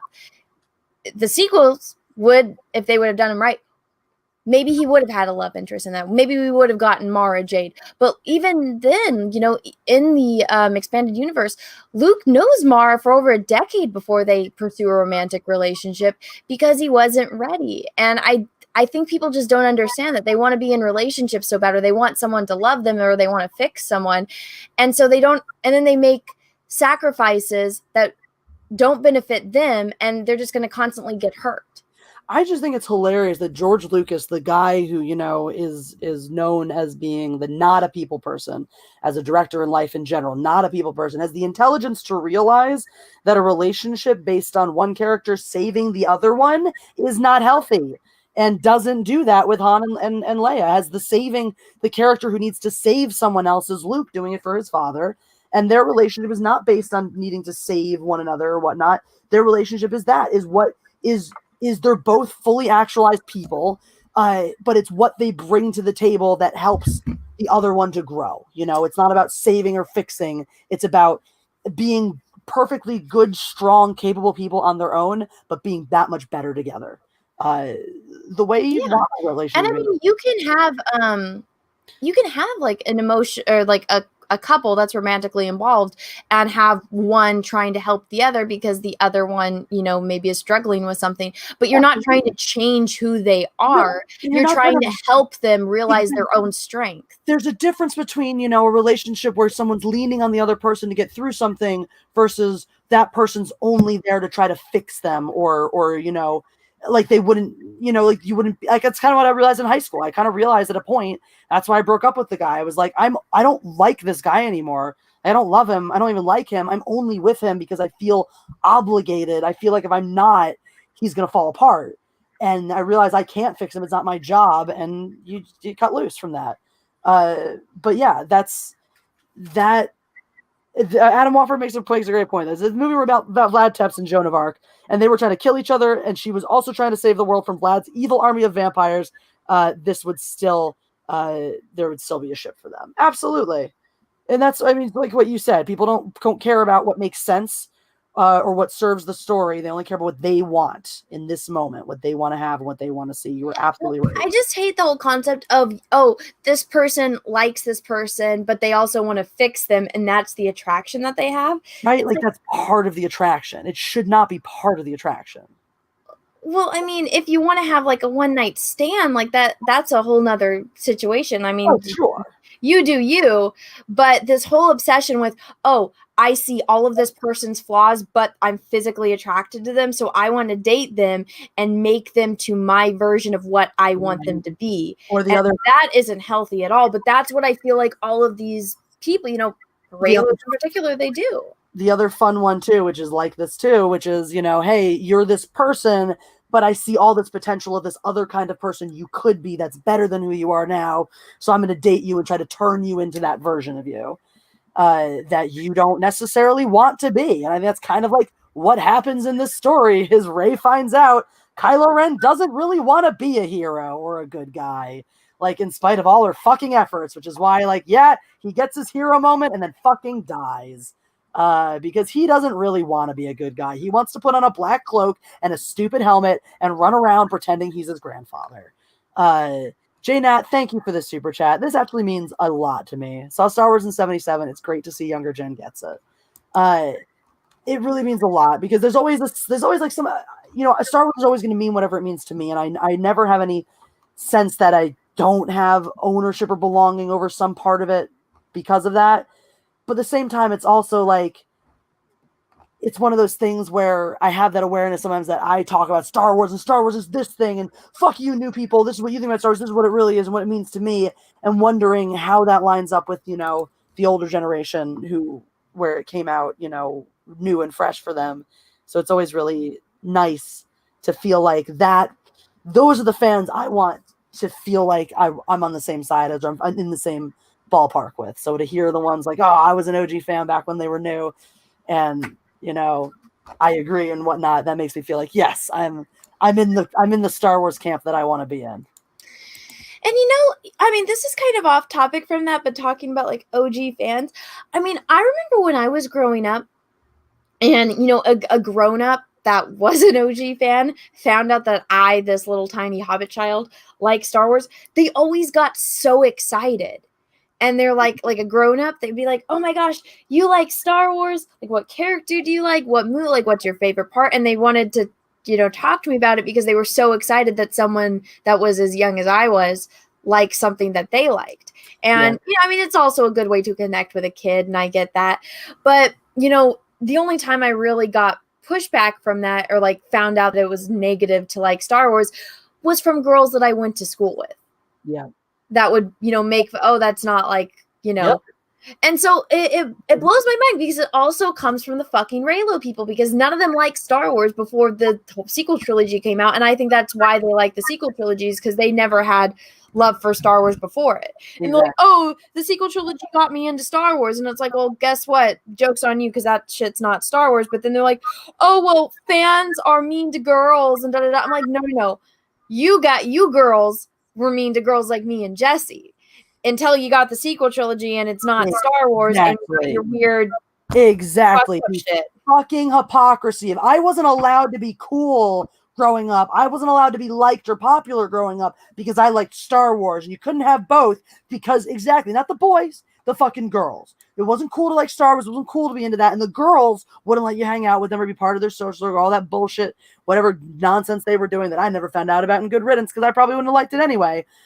Because I like Star Wars. And those same fucking girls who wanted to tease me, taunt me, harass me, tell me I wasn't cool, ostracize me and all that shit growing up, want to have the audacity to sit here and tell me I'm the one keeping them out. I'm the one in the wrong here. Oh, gatekeeping Star Wars from it. You fucking like Reylo all you want, over the fuck there.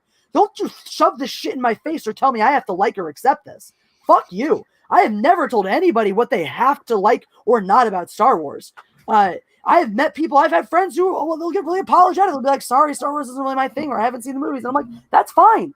Just because it's my thing doesn't mean it has to be yours or for everyone. I know. I mean, I didn't have anyone that was even remotely close in age with me that liked Star Wars, as, I didn't have any friends like that, aside from my freaking dad and my brother, until I, found the Fandom and I found like Jesse and I found other people that were, I'm like, oh my God, you guys are my age. We're all in different parts of the world. But I finally have, friends that like Star Wars, whereas before it was kind of harder to find. But then the whole gatekeeping thing drives me crazy because it's actually a typical conversation.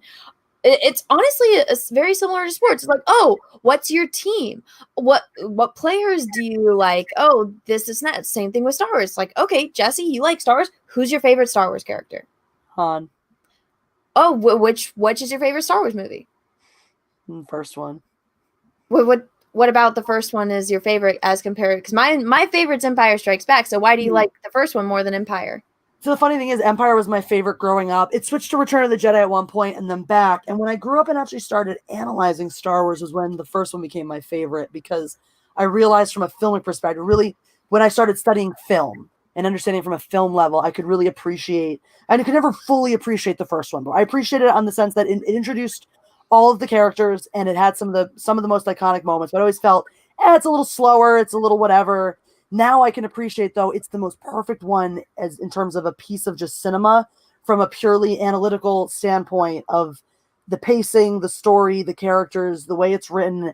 It has very little fat on it, and it's the only one that has the luxury of standing alone. The other two obviously follow the story, and it really does. It stands alone so beautifully as its own film, and it sits so perfectly as the launching point for the rest of the trilogy. That's why I love it, because all of the arcs all the big story arcs that they pay off in the trilogy for your characters are all done to a smaller scale in that first movie, and they're just paid off on a grander scale later, which is really how the natural evolution of people and characters go. There's another reason why the sequels feel like such dog shit, by the way, just to add side note in there. I don't want to take over your point too much, but because we've reversed arcs. We don't have the natural evolution of characters the way you would logically expect to see them evolve. We have arcs that have characters that default and make illogical conclusions and regress instead of progress in the way that they're designed. But that's why I love the first one. It's just this I've come to I love all three of them, and the other two barely less than that. But that's why I love the first one the most. Why do you love Empire the best? Now, because you can't ask me enough. I like it. Well, I was kind of making a point, but I'll make. I know. I'll explain why I was. I'll explain why I like Empire the best. I like Empire the best because I like stories about friendship, and I like it. I would say mechanics of seeing someone evolve as a person. Not to say that that didn't happen in A New Hope, because for a really long time, I liked A New Hope the best. Yeah. But it always switched. It was like, yeah. I guess it depends on my mood and where I'm at in life on which, and, you know, for a long time, it was Return of the Jedi. That was my favorite because I like the scene in particular where Luke and Vader have that conversation. And so I think I like Luke abandoning his training for his friends. I like for a really long time, I thought Harrison Ford was hot, but I had some kind of stigma with Han Solo. And my mother will always bring this up because I kept asking her, because you remember when they were on Hoth and Han went out, and this was another big thing, was like, there was something, I didn't really understand the mechanics of the romantic relationship between Han and Leia until I was much older. But then also the whole, like, well, obviously Luke was into her in the first movie, and then he's not as much in that. But so remember when, and even, you know, knowing that, how Han still went out into the snow and rescued Luke. And I would always think to myself, I'm like, I wish I had a friend that would do the same for me. Yeah. And because I was like, aside from my dad, I don't think anyone else would do that for me. I'd do that for you. Well, I didn't know you. Well, now you but do. So I remember, so after like Leia kisses him, and then, you know, Luke is, you know, preparing to go fight the AT-ATs, and then Han is they're having a conversation in front of the Millennium Falcon, and then Han like says something to Luke, and then they don't say anything, but they look at each other. Yeah. And I asked my mom, like, what look is that? Like, what kind of look is that? And my mom, like, she's like, I don't know. They're just looking at each other. I'm like, no, but that look means something, Mom. What does that mean? Yeah. And so she'll always bring this up. If you ever ask her, she's like, oh, that was like I guess a thing where I just constantly kept asking her and every other grown up that would watch the movie with me, what does that look mean?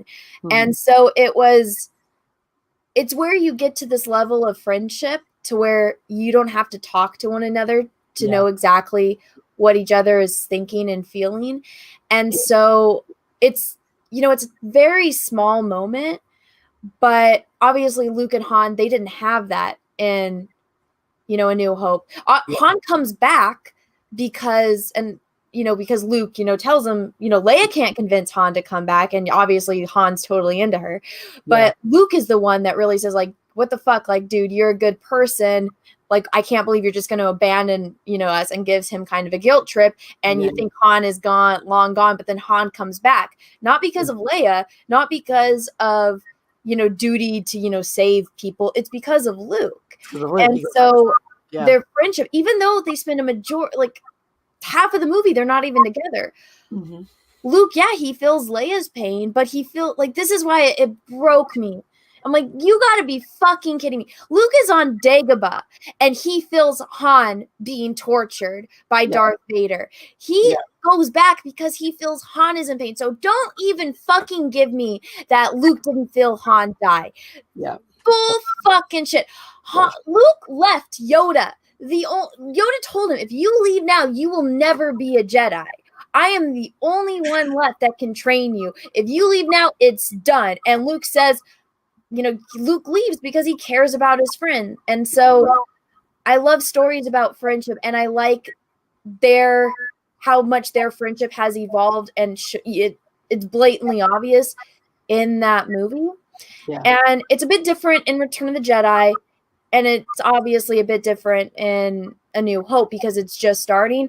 But I think that movie does the best at showing true friendship. And obviously I love Darth Vader. I love that aspect and stuff like that. But I think out of all of the original trilogy, that's the one that really presents that in the best light. It's beautiful. It is also the most character driven of the movies too, which is the thing I really, really like about it a lot. Yeah. But so my point in all of this, because I started off by asking you, so did any of that sound like a gatekeeping conversation to anyone in the chat? Not even a little bit. So that's what Reylo people say. They're like, oh, you guys are all just gatekeeping. It's like, why? Because I asked you what your favorite Star Wars character was and what your favorite movie was and why. And the thing is, and I knew exactly where you were going with that, and I knew that you were making a point, and I still needed to ask you why Empire was your favorite, Because that's how we are. We want to talk about it. Asking people questions about Star Wars isn't about gatekeeping or challenging or quizzing you. It's about opening up avenues to talk about Star Wars. I mean, for fuck's sake, we have built channels on talking about Star Wars. Like, there is a reason your channel name is That Star Wars, or there's a reason we can do this for years and years and years upon end, because we are just so many people out there who want to talk about Star Wars. And the second someone tries to say, oh, Star Wars nerds are gatekeeping Star Wars, that's the minute that lets you know they do not understand Star Wars. Because none of us want to keep people out of it. As long as you want to engage in Star Wars, you want to talk about the movies, you want to talk about the stuff, you want to talk about the characters and the themes and what it means to you and why you care about it and why it's special. That's what we want to fucking talk about. Not why identity politics and why Rey is such a great feminist hero and this and that. What does it fucking mean to you? What does Rey actually mean to you? Luke, Han, Leia, these characters mean something to us because we grew up with them. 27-year-old pink-haired fucking gender binary whatever bitch working for the Mary Sue who saw Star Wars, last year for the first fucking time can say what she wants about how important Rey is to little girls everywhere. She didn't fucking grow up with any of this shit. She has no idea how important it is or what it means. So she needs to shut her fucking mouth and let the actual experts tell you what they want to sit there like, maybe it's time to stop talking and listen. There's a reason we have channels that are dedicated to talking about Star Wars. We have been doing this since we were 2.5, 5 years old.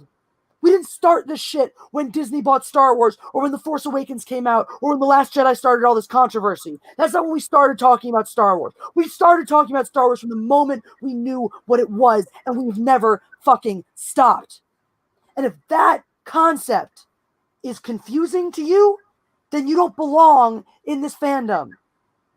Because it's for passion, not for your heady intellectualism and your bullshit, ideas over substance and this and heart and whatnot. No, it's about what it means to you. It's about what it feels like to watch the movies, what it feels like to care about these characters, what it feels like to be a part of that journey. And by that token, skin color, identity, and themes that are relational to today's political climate mean absolutely nothing. And in fact, only serve to detract from the story being told. Yeah. Yeah. But I mean, it's just, I don't know how many times I can say it without sounding like a broken record. But it's very hypocritical, and they seem to not care about actually understanding, and they live in their own little fantasy world. And even the stuff that they like about the sequel trilogy, it's like, aside from superficial, vanity stuff, there's no substance there. So what is it that you actually like about it? And then this is why they immediately block you, is because they can't answer your questions. Well, unfortunately for you, dovetails perfectly back into this article. Exactly. Where this person writes, this is what they write and how they write about Star Wars. Think back to Anakin and Padme and the doomed love which destroyed the Jedi Order and inadvertently created the Empire. Romantic love was forbidden for Jedi, so they had their affection to their own detriment. Hid their affection to their own detriment. The Jedi's repression of desire was their greatest fallibility. So once again, let's blame the Jedi. Let's not blame the people who were expressly told, do not have relationships because of these things, bad things that can happen. Let's not hold Anakin at all accountable for all the shit he did and his hand in fucking doing this and hiding it. No, it's the Jedi's fault. No, it's never your fucking fault for breaking the rules or doing it wrong or fucking up. It's someone else's fucking fault.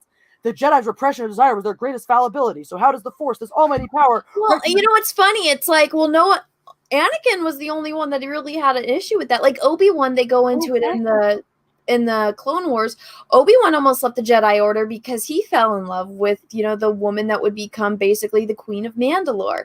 And Obi-Wan put his feelings aside and was able to, move on, because here's the thing. Yeah, you're taken as a youngling, but you have the option to leave the Jedi Order whenever you want. If Anakin really wanted to pursue his relationship with Padme, all he would have to do, and you'd be public about it, all he would have to do is leave. But that's Padme knew when she was pregnant that she says, I'm gonna, I'm not gonna be able to be a senator anymore. I'm gonna have to go back to Naboo. They never have the conversation about the fact that the only reason why Anakin is living with Padme is because he's her bodyguard. So what's gonna happen when she's no longer, political power and she doesn't need a bodyguard? They're not gonna be able to be together. He's not gonna be able to run off to Naboo to raise their. And I guess she kind of does try, and the conversation goes somewhere else. Yeah. But I mean, Padme, she put off Anakin. Yeah, they kissed, but they weren't supposed to kiss. She even says, "Oh, that was a mistake." She puts off his affections until she thinks that she's gonna die. Exactly. Exactly. And the whole thing is too, though, it's just a fundamental misunderstanding of that. It's the wanting your cake, having your cake and eating it too. Just like you said, there was nothing stopping Anakin from choosing to leave the Jedi Order to pursue love instead. But nobody wants this. It's the same bullshit too. Now, why did you cheat on your spouse? Well, because I didn't want to break up with them and hurt them. Well, fucking pick one, or this bullshit. I want to be special. Well, why should Anakin have to leave the Jedi Order? He's special. He's the chosen one. He gets all his magic powers. Why should he have to leave the Jedi Order just to have these things? It's the same shit with identity politics. That's the shit we have today with the social justice warriors. I want my special protections. I want my special categories. I want my special things, but I want to be treated just like everyone else and have all the things that everyone else has. You don't fucking get both. Pick. Yeah. You want to be a pick one or pick the other. Do you want me to treat you special, or do you want me to treat you like you're your own, like you're a tiny little unique thing? But I don't think that they really understand. Like, okay, somebody that is like, yeah, you get taken as a youngling to be trained, but yeah, you can leave at any fucking time you want. Look at Count Dooku. He, came from a very wealthy family and he was trained as a Jedi, but then he left. He did. He left because he didn't like the direction that the Jedi Order was going. So that's why he left the Jedi Order. And he's no longer Master Master Dooku. Now he's, Count Dooku. But sorry, I just wanted to keep reading this because you think you're already off on how much this person misunderstands the Jedi Order and love in Star Wars universe. The paragraph finishes by saying romantic love broke the Jedi Order. It might be the only thing that can save it. Each trilogy, oh my God. Yeah, each trilogy has its central story and a love story. Anakin and Padme, Han and Leia, and both so far have ended in tragedy. Only the second one only ended in tragedy because you're fucking sequels. Those opposed to Rey and Kylo Ren's union might tell you Star Wars isn't about romantic love. I would argue the opposite. That's all. That's it's all about love. Oh, so you're fucking literally fucking Anakin. Okay, so this is either a fucking, and it's many iterations. Romantic love is part of that, and that doesn't make characters like Rey lesser if she's drawn to a soulmate or if she looks for loves in the arms of a man. Redemption arcs in fantasy are almost never rooted in a woman's desires, but female desire isn't a weakness. In this case, it could be the most powerful thing in the universe. Fuck you! Star Wars is not about romantic love. The whole point about Star Wars is that the kinds of love, exactly like Anna just said a whole fucking thing about fucking friendship, and how that connection between Han and Luke, which is something that has roots in Shakespearean times, in ancient Grecian times, where the bond between two men and the bond between friends was thought to be more powerful than the romantic bond. That has been a central important part of Star Wars. Romantic love has not. Well, I mean, okay, I don't think that people like this. Okay, I'm gonna guess. This is either a single lady that has a bunch of cats, not to stereotype that, but it's a stereotype for a reason, or a married housewife that writes blogs on the side that is unhappy in her physical relationship. And that's between her and her husband. But she takes out her frustrations by writing articles like this. But okay, I don't think that these people understand the way storytelling works. So in almost every single story out there, at least the good ones, there's usually an A plot and a B plot. The A plot is the overarching goal of the protagonist. Now, the protagonist not always is necessarily the hero. Like I feel like in Star Wars, mainly in the prequels, the protagonists are, you know, the good guys, the Jedis, the people like Obi-Wan Kenobi, people like Yoda, people like Anakin at times, even though it's, you know, it's about how Anakin became Darth Vader, but it's about, you know, them trying to train. This is supposedly the chosen one. It's them trying to bring order to the galaxy. So that is the goal. And to try to find out who the Sith are and, you know, what's going on with the Separatists. That is the goal in the prequel trilogy. The B plot is Anakin, you know, and dealing with his love and anger. Exactly. That's the B plot of, you know, and some people might say, oh, well, Anakin is the main character. I'm like, no, he is a protagonist. He is, you know, actually turns out by the end an anti-hero. But if you actually really look at the prequel trilogy, all the protagonists are like the hero stuff. It's always, you know, from the perspective of Obi-Wan. Obi-Wan is like in Attack of the Clones, which I feel like is a very underrated movie, and that's the least liked of the original, or excuse me, the prequel trilogy. But I mean, I think that it's got some of the best story beats in it. And, you know, Obi-Wan is going on a mission and he's trying to find the goal. Obi-Wan is the protagonist of that movie. Anakin and Padme, the whole love story, that's the B plot, and that's you're seeing the anti-hero. And I feel like a lot of people misunderstand it. I guarantee you this lady doesn't get it. But that's one of the things that you kind of need. And so you have the A plot of the overarching theme, but then in the B storyline, that's when characters get to, you know, air their frustrations, and it's a way for the audience to be made aware of how people are feeling about this and what the situation is. Yeah. And so that's how storytelling works, especially when it's on screen. When it's, you know, in novels, that's a little bit different because a majority of the time you get an insight to the character's mind because it's from, you know, either their perspective or there's the narrator in third perspective that is, you know, telling you directly. But in film, it's different. So that was done terribly in the sequel trilogy. I don't even think it. Oh my god! Do you want to finish my train of thought? Because I think I know I think you know where I'm going with this. It becomes too central to the overarching themes of the whole thing. Like so the Padme Anakin romance is important to the story, not because of the romance. It's not the romance that's important. It's what it does to Anakin.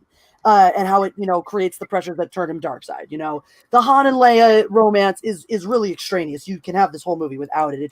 It's just part of what, you know, drives their characters' motivations and makes their motivations so powerful. In when you get to the sequel trilogy, this whole idea of this weird attraction to each other, this unexplained and unjustified attraction to each other, is the only thing. It's the plot device that keeps them coming back to each other. And it's far too central in a way that makes Star Wars trite and small and contained and very human, not universal and overarching in the way that it's supposed to be.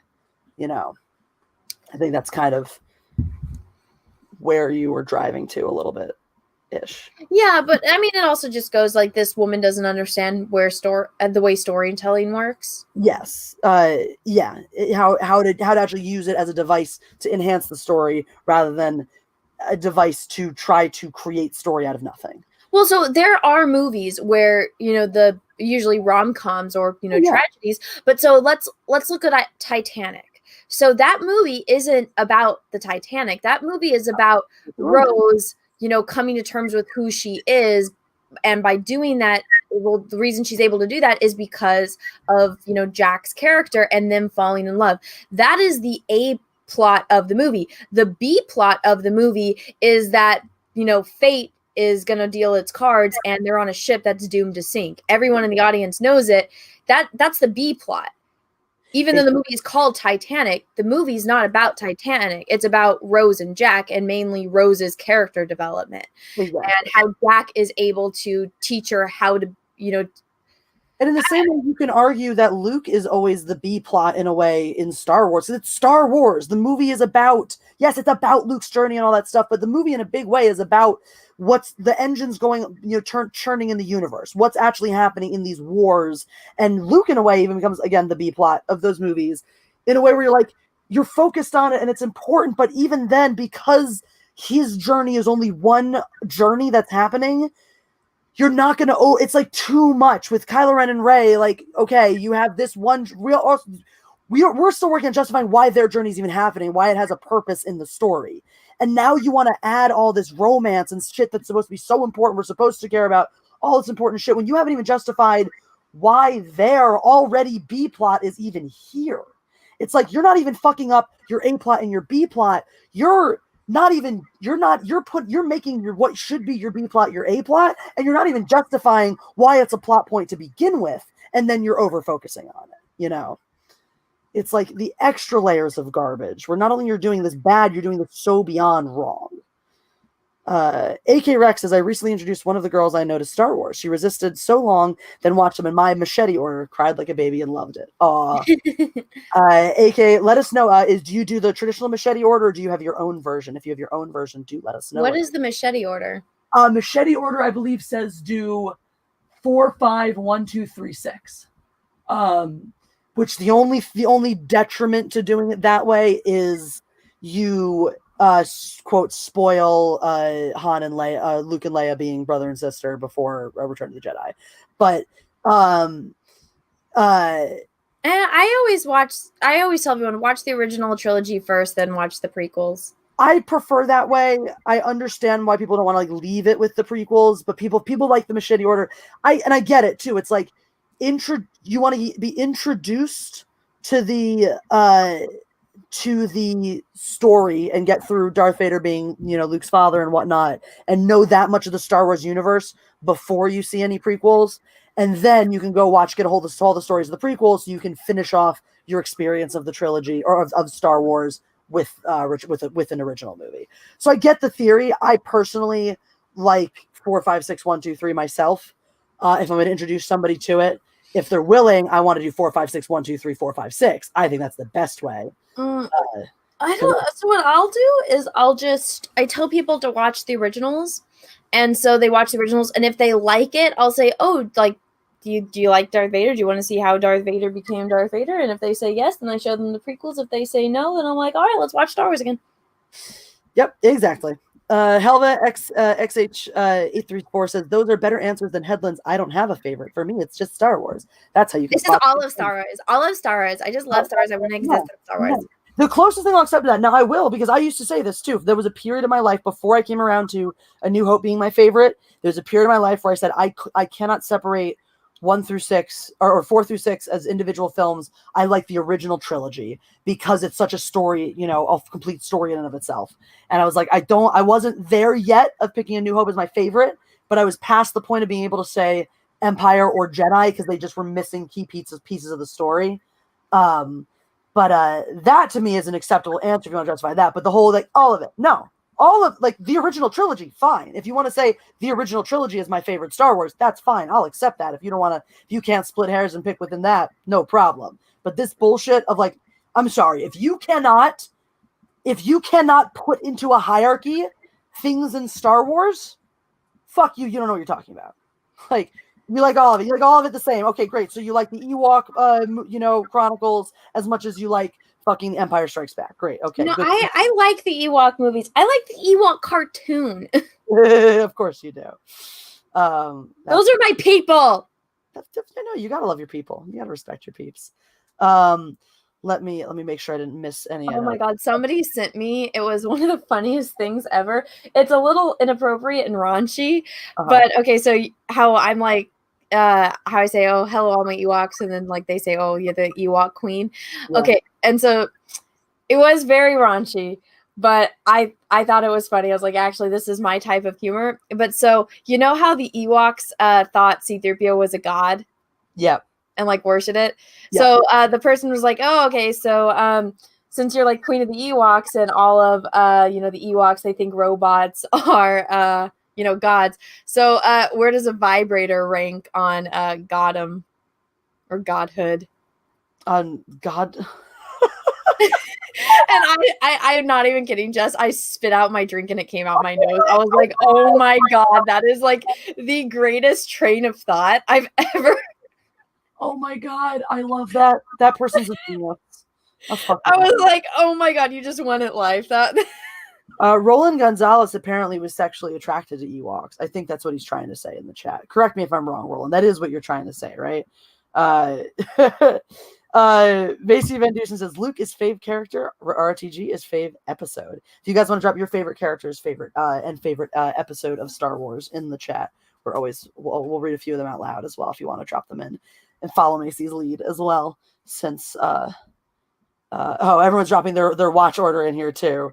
We've got 1-4-2-5-3-6-7-8-9. Mostly I just dropped 7-8-9. Let's see, 1-4-2-5-3-6. I'm trying to just imagine what that would be like. So you watch Phantom Menace, and then you go to A New Hope, and so you just get these two introductions to these very different worlds. And then you bounce back to Attack of the Clones. You're like, all right, well, now Anakin's all grown up. That actually kind of works for the passage of time, though, because that one has that retarded 10-year time jump. So you've gone into the future, and you're like, okay, now we've set up this other universe. Time to jump into the past. That time jump actually kind of weirdly works. Like, I think you were just fucking around with your numerology here, but that one kind of weirdly works for me. And then you go back to A New Hope, to Return of the Jedi. It actually does kind of work if you do it like that, if you parallel the prequels and the sequels. Because then you go back to Empire. All right, so we've picked up this other world, right, when we've gotten through a full kind of arc, and oh my god, what's going to happen? Attack of the Clones, we've left this universe in shambles. Let's cut away Back to the Future, to see what's happening there. Cut away on that big cliffhanger. We're going to come back, conclude Revenge of the Sith. Oh my god, here's all this shit. Now, we know how Darth Vader's become Darth Vader. Now let's go back and watch him get defeated. That kind of works for me, weirdly, doing it like that. Let's see. We also have 1-3-6-2-5-4-7-9. So we just save Attack of the Clones. That one's so fucked up. I don't even want to say. So you watch Phantom Menace, and then you jump to just the end of that trilogy. You're like, well, fuck it, we'll save 2 for later. Then you just watch the end of the original trilogy. Then you go back and watch Attack of the Clones when you don't really care about that movie at all, and then go watch Empire. Now that you're thoroughly confused about what the hell is happening, watch A New Hope to see where it all begins, and then just poison your mind with some bullshit from the sequels. Okay, that's fun. Anyway, any other favorites, characters and episodes popping around in the chat? And I had to just pop out for just a second. But when she comes back, we will address our why we've already spent plenty of time discussing why we don't like the Reylo ship, why the Reylo ship itself we find to be toxic and damaging and just all around disgusting. So why are the Reylos themselves such a problem? That's what we're going to dive into when Anna returns. But in the meantime, any other fuckity watch orders, you're welcome to share. Otherwise, now I'm trying to see. All right, 4-1-2-5. Okay, 4-1-2-5-3. Okay, I like that one. 4-1-2-5-3-6. So you've solved the problem of having, because I do feel like splitting up 5 and 6 works, but with all 3 movies in there, it's kind of too much for the time jump. But you've solved the problem of putting 3 in before 5, giving away the Luke, I am your father bit. So we go back and get Anakin in 1 and 2, not knowing where that necessarily is headed yet for the new, watcher. We're assuming they live in a vacuum and don't know these things. And then we go into Empire, have that journey. Okay, now we see where that journey's going. Go back, conclude the sequels or the prequels, now that we know where all that's going, and then conclude the other one. I like that one. That one works, actually. I might think about that. I'm going to ruminate on that one a little bit more. Let's see. All right, so Adam Wofford says Willow did 7, 8, and 9 better, where one of the good guys falls in love with one of the bad guys and pulled it off. Again, George Lucas did better. Once again, gets him again. Yeah, that's very true. Actually, I've only seen Willow like once and a while ago. But no, I do remember that. Yeah, no, it you can make it work. It's just they didn't. They definitively didn't. All right, I'm gonna dive in this article a little bit since Anna's probably just hiding from it at this point anyway. So And we'll just bring her to the conversation when she comes back. Why is romantic love such a controversial thing in fandom? It's something I ask myself a lot as a person who writes about shipping and who desires the kind of love. All right, well, that answers Anna's question. And who desires the kind of love that stories tell me might exist. So we know from the other one she talks about, oh, the fantasy, and it's not real, but we want to believe it's real anyway. And all that bullshit. So we know exactly who this writer is. Who desires the kind of love that stories tell me might exist. Well, let me tell you, lady, it does exist because I have it. It just doesn't exist for you because you're a heinous bitch who wants to tell everyone else why they're wrong and terrible and ruining your life and never taking any ownership or agency of why you actually don't have anyone who loves you. Because it's not, this whole beautiful love thing you're talking about is not a made-up concept for stories that only might exist. No, it's fucking real. I'm living it every fucking day. It's a beautiful, magical thing, and it's very easy to have if you just get the fuck over yourself. So, alrighty. Where were we then? I've spent most of my life in fandom spaces, participating in conversations or observing and examining them, and have witnessed firsthand how objectionable fictional romance can be, especially in fandoms that appeal to and target men. Why is this the case? And why is romance a thing we use to punish women looking for escapism in genre stories? What? It's hard to say, but it remains an endemic and undeniable strain. Shipping, which is fandom code for wanting two characters to be together, is often snickered at or seen as some frivolous element of appreciation. It can lead to shaming that feels personal and accusatory, as if your interest in a fictional relationship is a roadmap to your own intentions and experience. Is it not, though? Like, isn't that exactly what it is? Like, isn't that exactly the fucking point of a ship, though? Like, the whole point of shipping something is it's that you love this thing, you love these two characters together. It theoretically is some sort of psychological reflection of yourself, your experiences, or your desires. Like, you're a moron, lady. Jesus Christ. Hey, K-Rex says, what kind of crack is she on? Because I want, seriously, to come up with this fucking bullshit and spoon feed it to the public as if it's real. Jesus Christ, shame on you. Oh my God. This attitude towards shipping is especially present in Star Wars fandom, where the relationship between Rey and Kylo Ren is steeped in a seemingly never-ending controversy. There are fervent supporters of the romance between these characters, a plentiful contingent of opposers, and those who don't really care one way or the other, but still seem fit to criticize. Okay. You mean still, so people criticize the ones who don't care one way or the other? Okay, anyway, I'm confused. That's what you wrote. What you wrote is that the people who don't really care one way or the other still get criticized for not really caring one way or the other, which is just confusing to me. I think that is what you're trying to say. I think what you're trying to say is that everyone in Star Wars is under attack. What would make more sense would be if you were trying to say that the ones who don't really care still seem to criticize, which maybe is what you're trying to say, in which case what you meant was, but still see fit to criticize. But clearly, you deserve to be writing articles when you're too stupid to understand basic English idioms. Whatever. Why has the Reylo ship created such a stir? Let's dig into the subset of Star Wars fandom, where it started, why it's accumulated so much negativity, and why the Reylos don't deserve the bad reputation they've acquired, especially in the wake of Rise of Skywalker. They deserve everything they fucking get and more. Jesus fucking Christ. This writer clearly, we saw this in the last article, and we see this in this one. This writer has a clear complete inability to understand that not every single person sees things like that. Okay. This writer can't understand that just because they think something is right doesn't mean it is 100% right and justifiable, and everyone else who doesn't believe it and think it is wrong and an idiot. It's completely beyond me. The origins of Reylo. We don't need to read this. We know the origins. It's fucking stupid. Oh my God. After stumbling on podcasts like What the Force, Sky Talkers, and Scavenger's Horde, I realized there was plenty of encouraging conversations about The Last Jedi happening in fandom. I also realized most of them were Reylo oriented. Suddenly, I was exposed to the exact conversations I always wanted to have about Star Wars deep dives into mythology, redemption arcs, symbolism, and dualism, religion, poetry, and all of that was encompassed in Reylo. All of these larger stories focused through these characters joined by fate and purpose, who represented opposing ideologies of the Force. Well, you are clearly looking in the wrong fucking place, because mythology, redemption arc, symbolism, dualism, religion, fiction, poetry, and all of those deep dive conversations between Star Wars nerds have been happening in Star Wars fandoms since Star Wars became a fucking thing. So clearly you're just, what you're saying, once again, translation. I'm looking for something very specific out of Star Wars.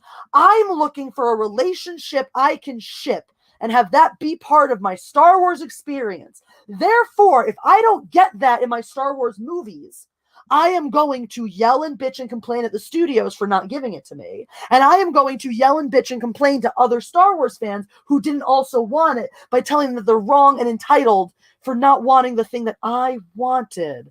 Huh, weird. It's funny because you told us that we were wrong and bad and entitled because we were mad and upset when you were trying to claim that we're mad because there was one very specific, you didn't enumerate on what that was. You thought there was something very specific we all very specifically wanted to see from The Last Jedi but didn't get, and that's what we're sad and upset about and mad about, and we're being childish babies because we didn't get the one thing we wanted.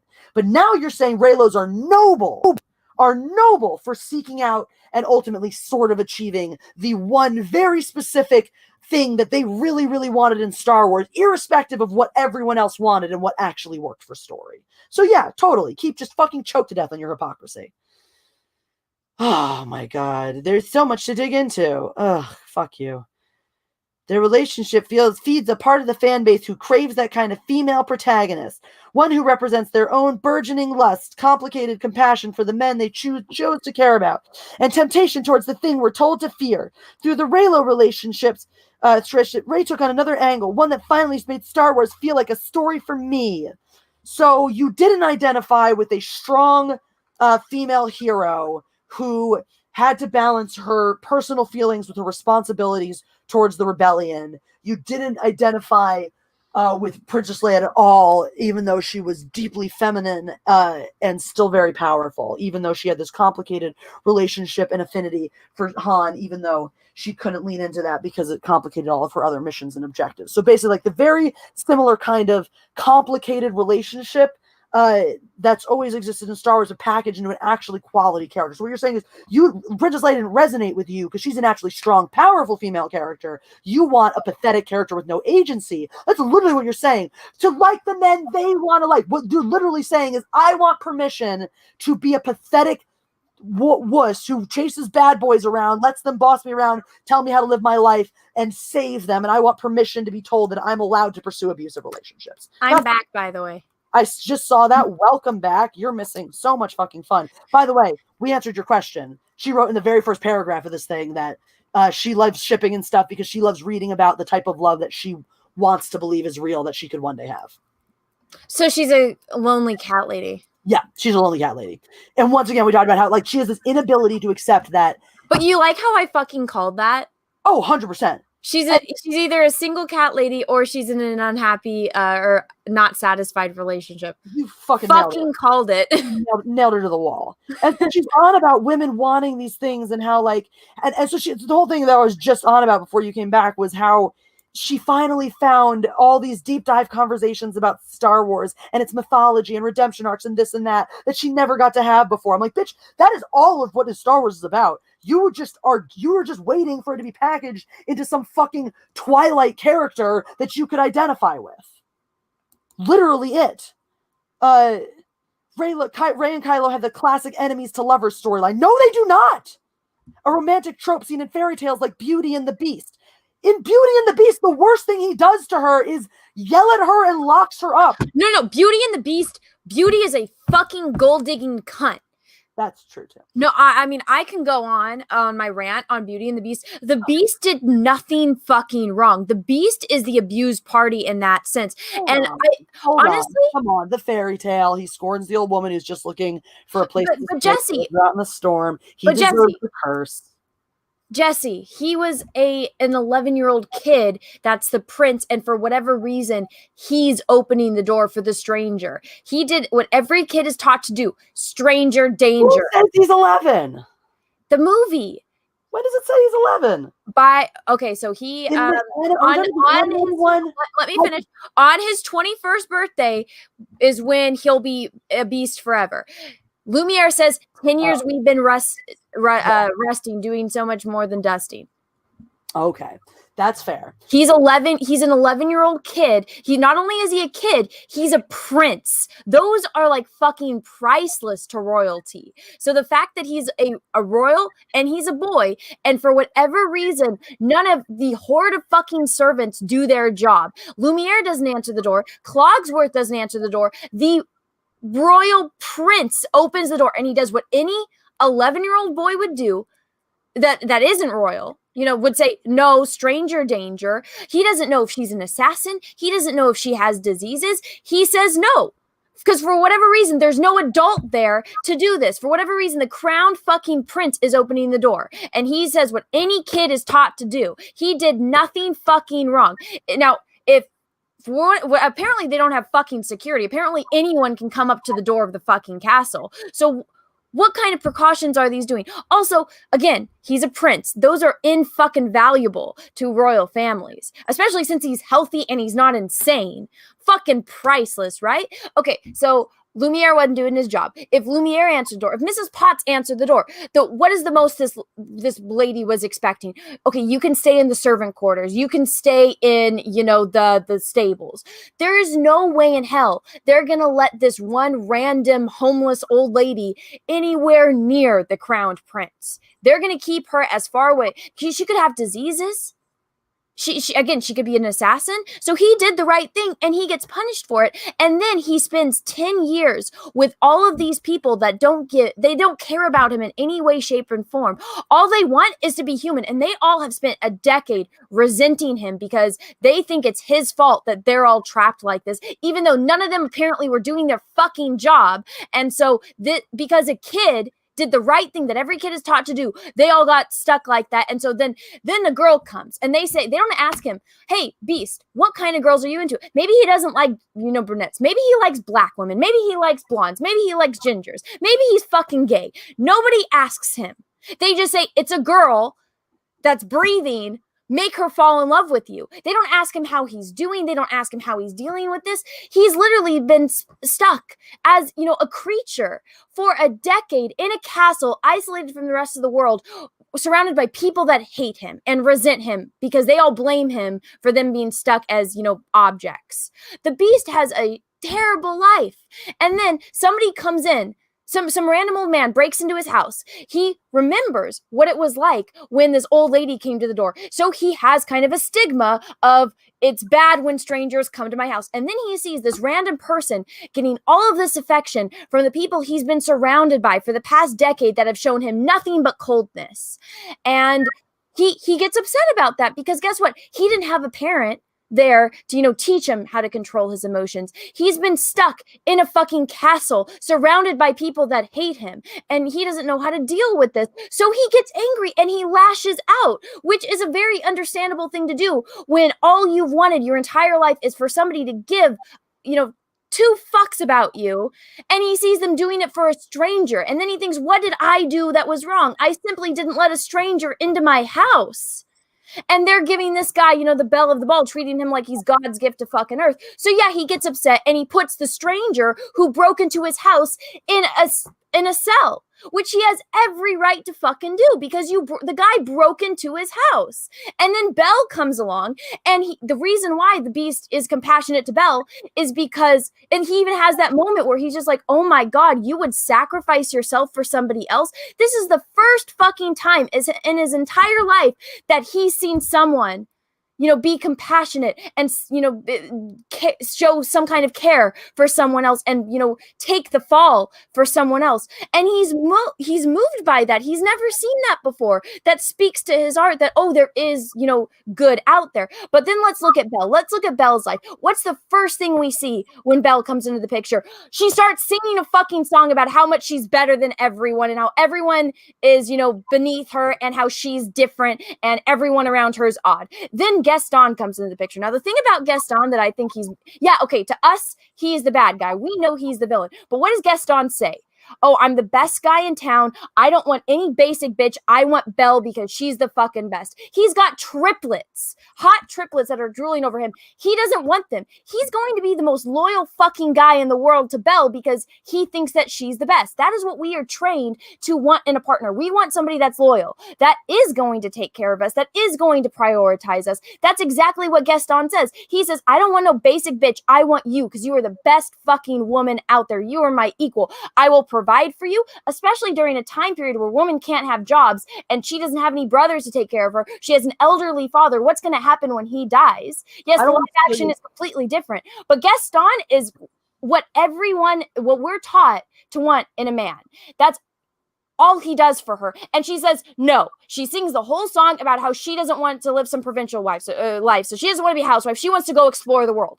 Then she finds a dude with a castle, with servants, with a library. All of a sudden, everything that she told us she wanted in the beginning of the movie, she doesn't want anymore. She doesn't want to go explore the world. She doesn't want to go do all these things. She doesn't want to just be a housewife.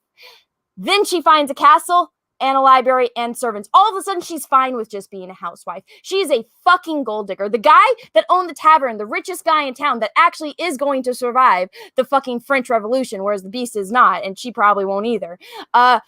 She doesn't want that guy. She wants the dude with the castle. She is a fucking gold digger. Not once in that movie does she fall in love with the Beast. She is falling in love with the world around her, whereas he, seeing that this is, remembering the way that she was in the beginning of the movie, the fact that she sacrificed herself for her father, he sees that she can be a compassionate person and he latches onto that. And also, she's nice to him. He's been stuck in a castle for a decade with people that have hated him. The first fucking person that's nice to him, and he's falling in love with her, but she's not in love with him. At the end, when he does die, she's crying because she sees him as a friend that she's grown to have some kind of care for because she can be a compassionate person. She's not in love with him. That wasn't tears over her losing the love of her life.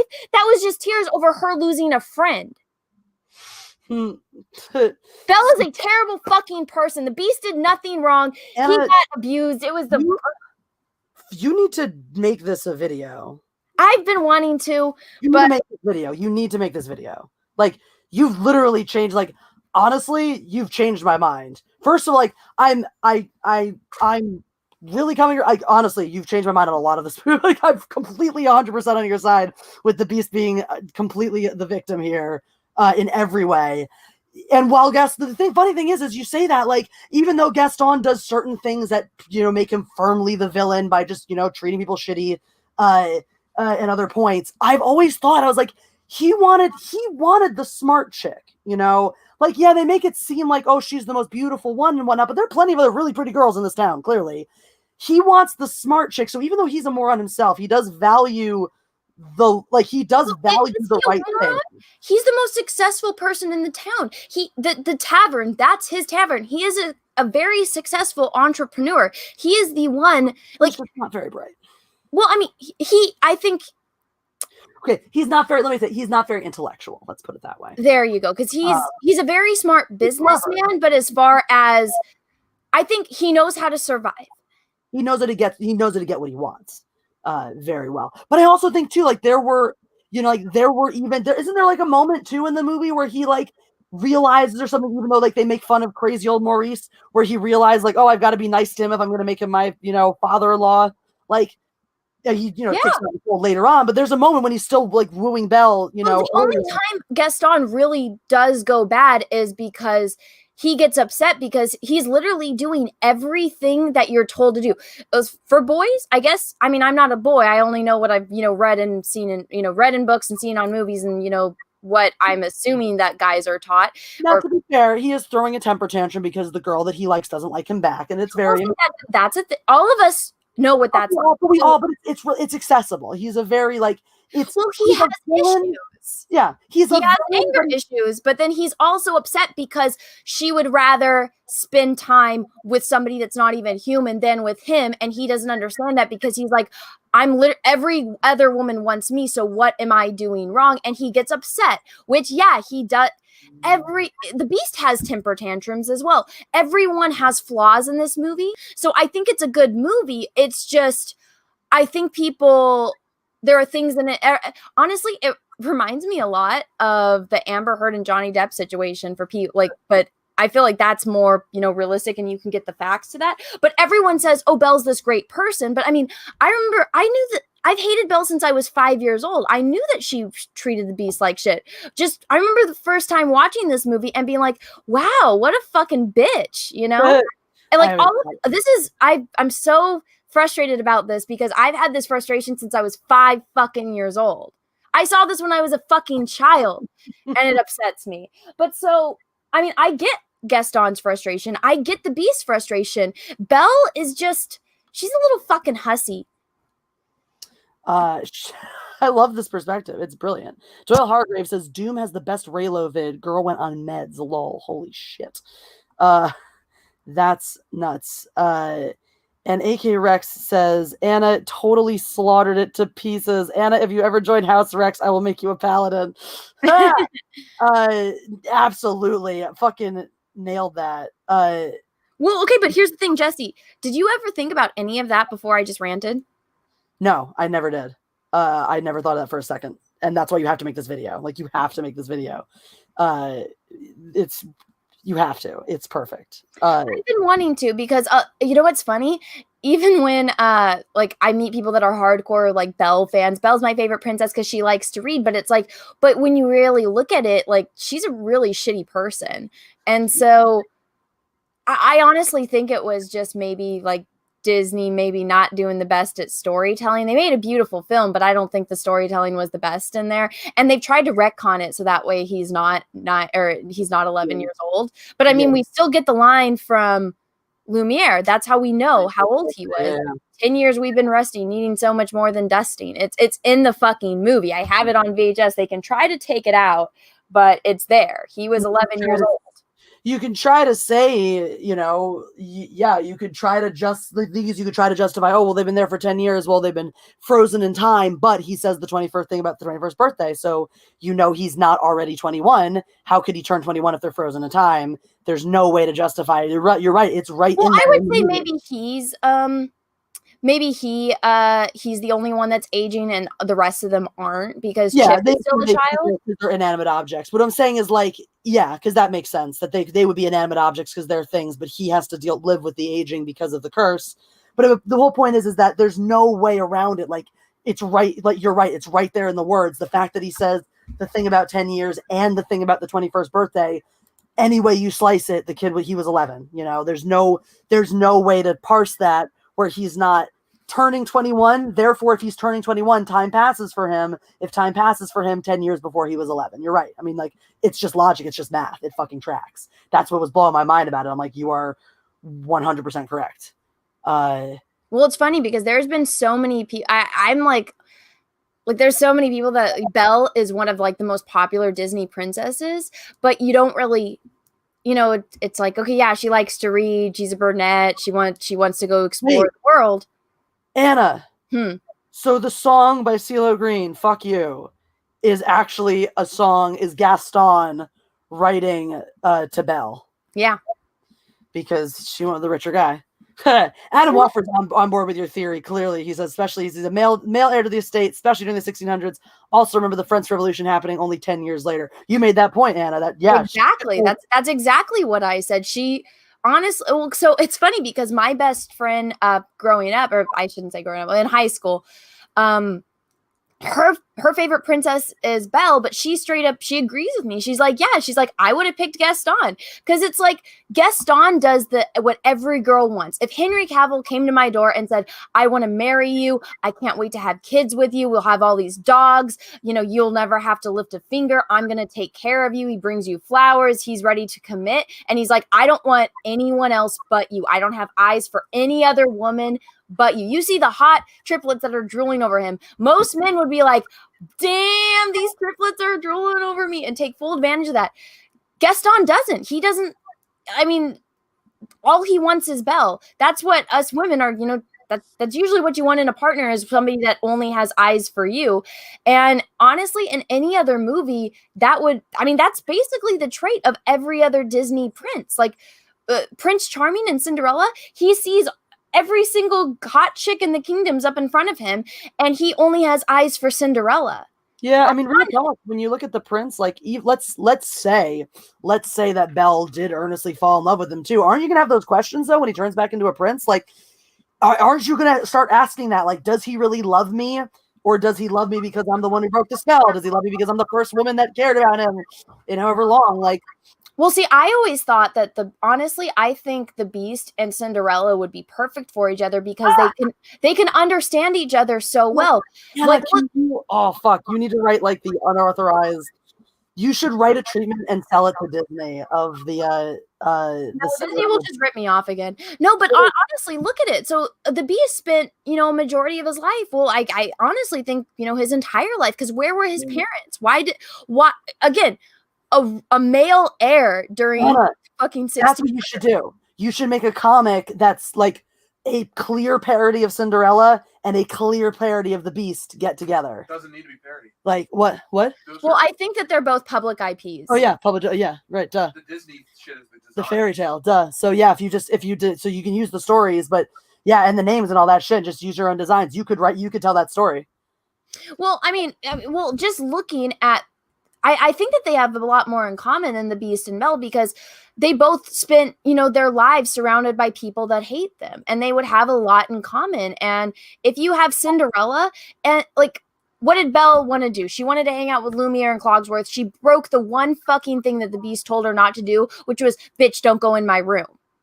He never goes into her room, even though, like, he could have broken down the door and he still didn't because he had that level of respect. Exactly. Gave her a room, respected her privacy in that room always. And she broke the one rule he gave. I just thought that was fucked up too. Like, she was 100% in the wrong on that one. She got all bitchy. And nobody likes to acknowledge you overreact. Like, you gave, it's literally one fucking thing. Like, he has the right to be mad about that shit. I always hate that shit when it's like, why are you mad? Like, because. Well, nobody brings that up. Everyone just says Belle is the best. And so I can't tell you how many times, Jesse, I've gone on this little rant and explained why Belle is the worst, fucking bitch ever. And how many people they're like, oh my God, I never thought about that. Dude, you were so right. Alejandro, yes, it is fan fiction. But but so is 50 Shades of Grey. And if that shit can get 3 fucking movies made and we all have to deal with that shit, then anyone else can profit off of fan fiction too. Well, I mean, look at, here's the thing, look at Fables. So Fables is, the story, it's actually Disney did rip it off because they're all public IP characters. But so, Once Upon a Time, that show where it's all the, the fairy tale characters and they're in our world. Disney did a really shitty job of adapting it. But so if you read Fables and, there's somebody called the adversary that took over the Fables homeland. So all of, the fabled characters have to come and, blend into the real world. And so Bill Willingham did the story, but he used all public IP characters from, fairy tales. And so Snow White is in it. The Big Bad Wolf is in it.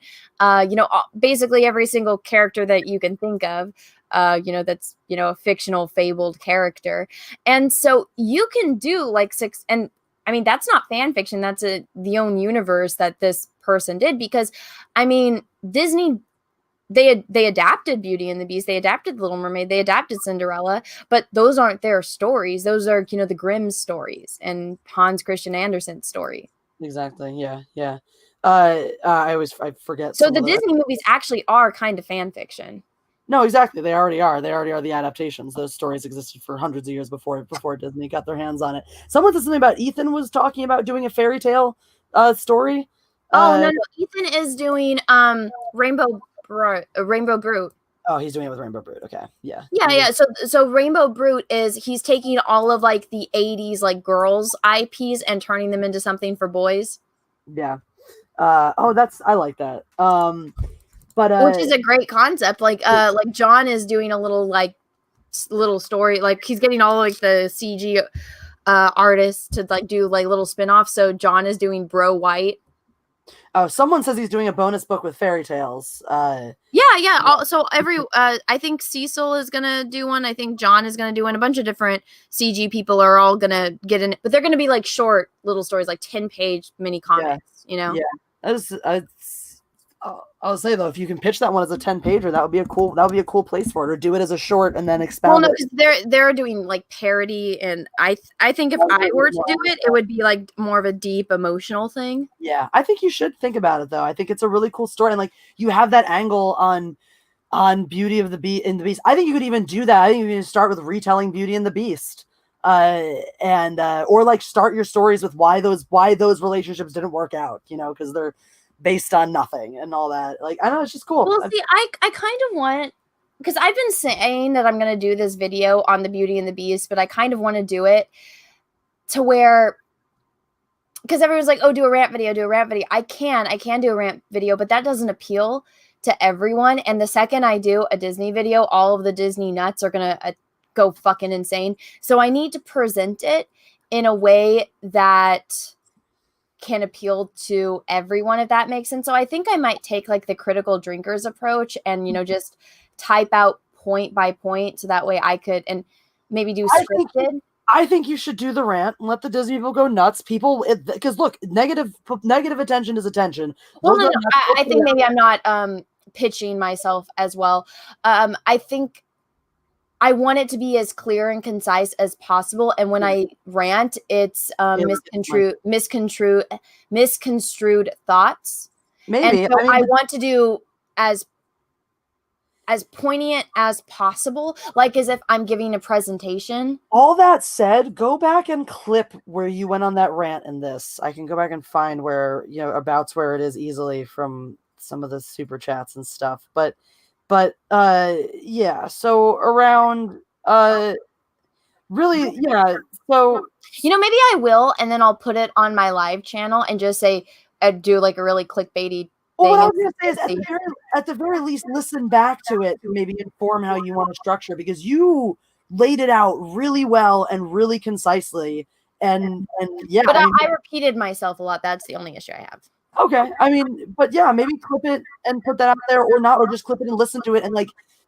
So what I'm saying is that like you laid it out very, very concisely and very nicely. So even if that's not the final version you want to do, let that inform the flow of it a little bit, because you really laid out very piece by piece. You started with the Beast, why that, all of those things, why Gaston's not as bad as we think he is, and why, and then like you laid it out like very logically, and then finished with Belle and why she's this person. Like.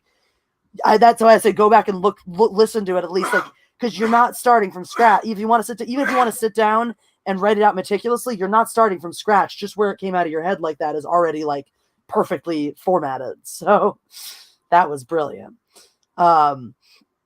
But I am gonna force you to accept a little more of this article, because okay, I do have to get going soon though, because I know we're past 2 hours. So it's because it's the Munchkins' birthday tomorrow, and so they are Peaches got her out of the house. They're walking Tulip at the puppy beach, so I still have to go run and pick up things.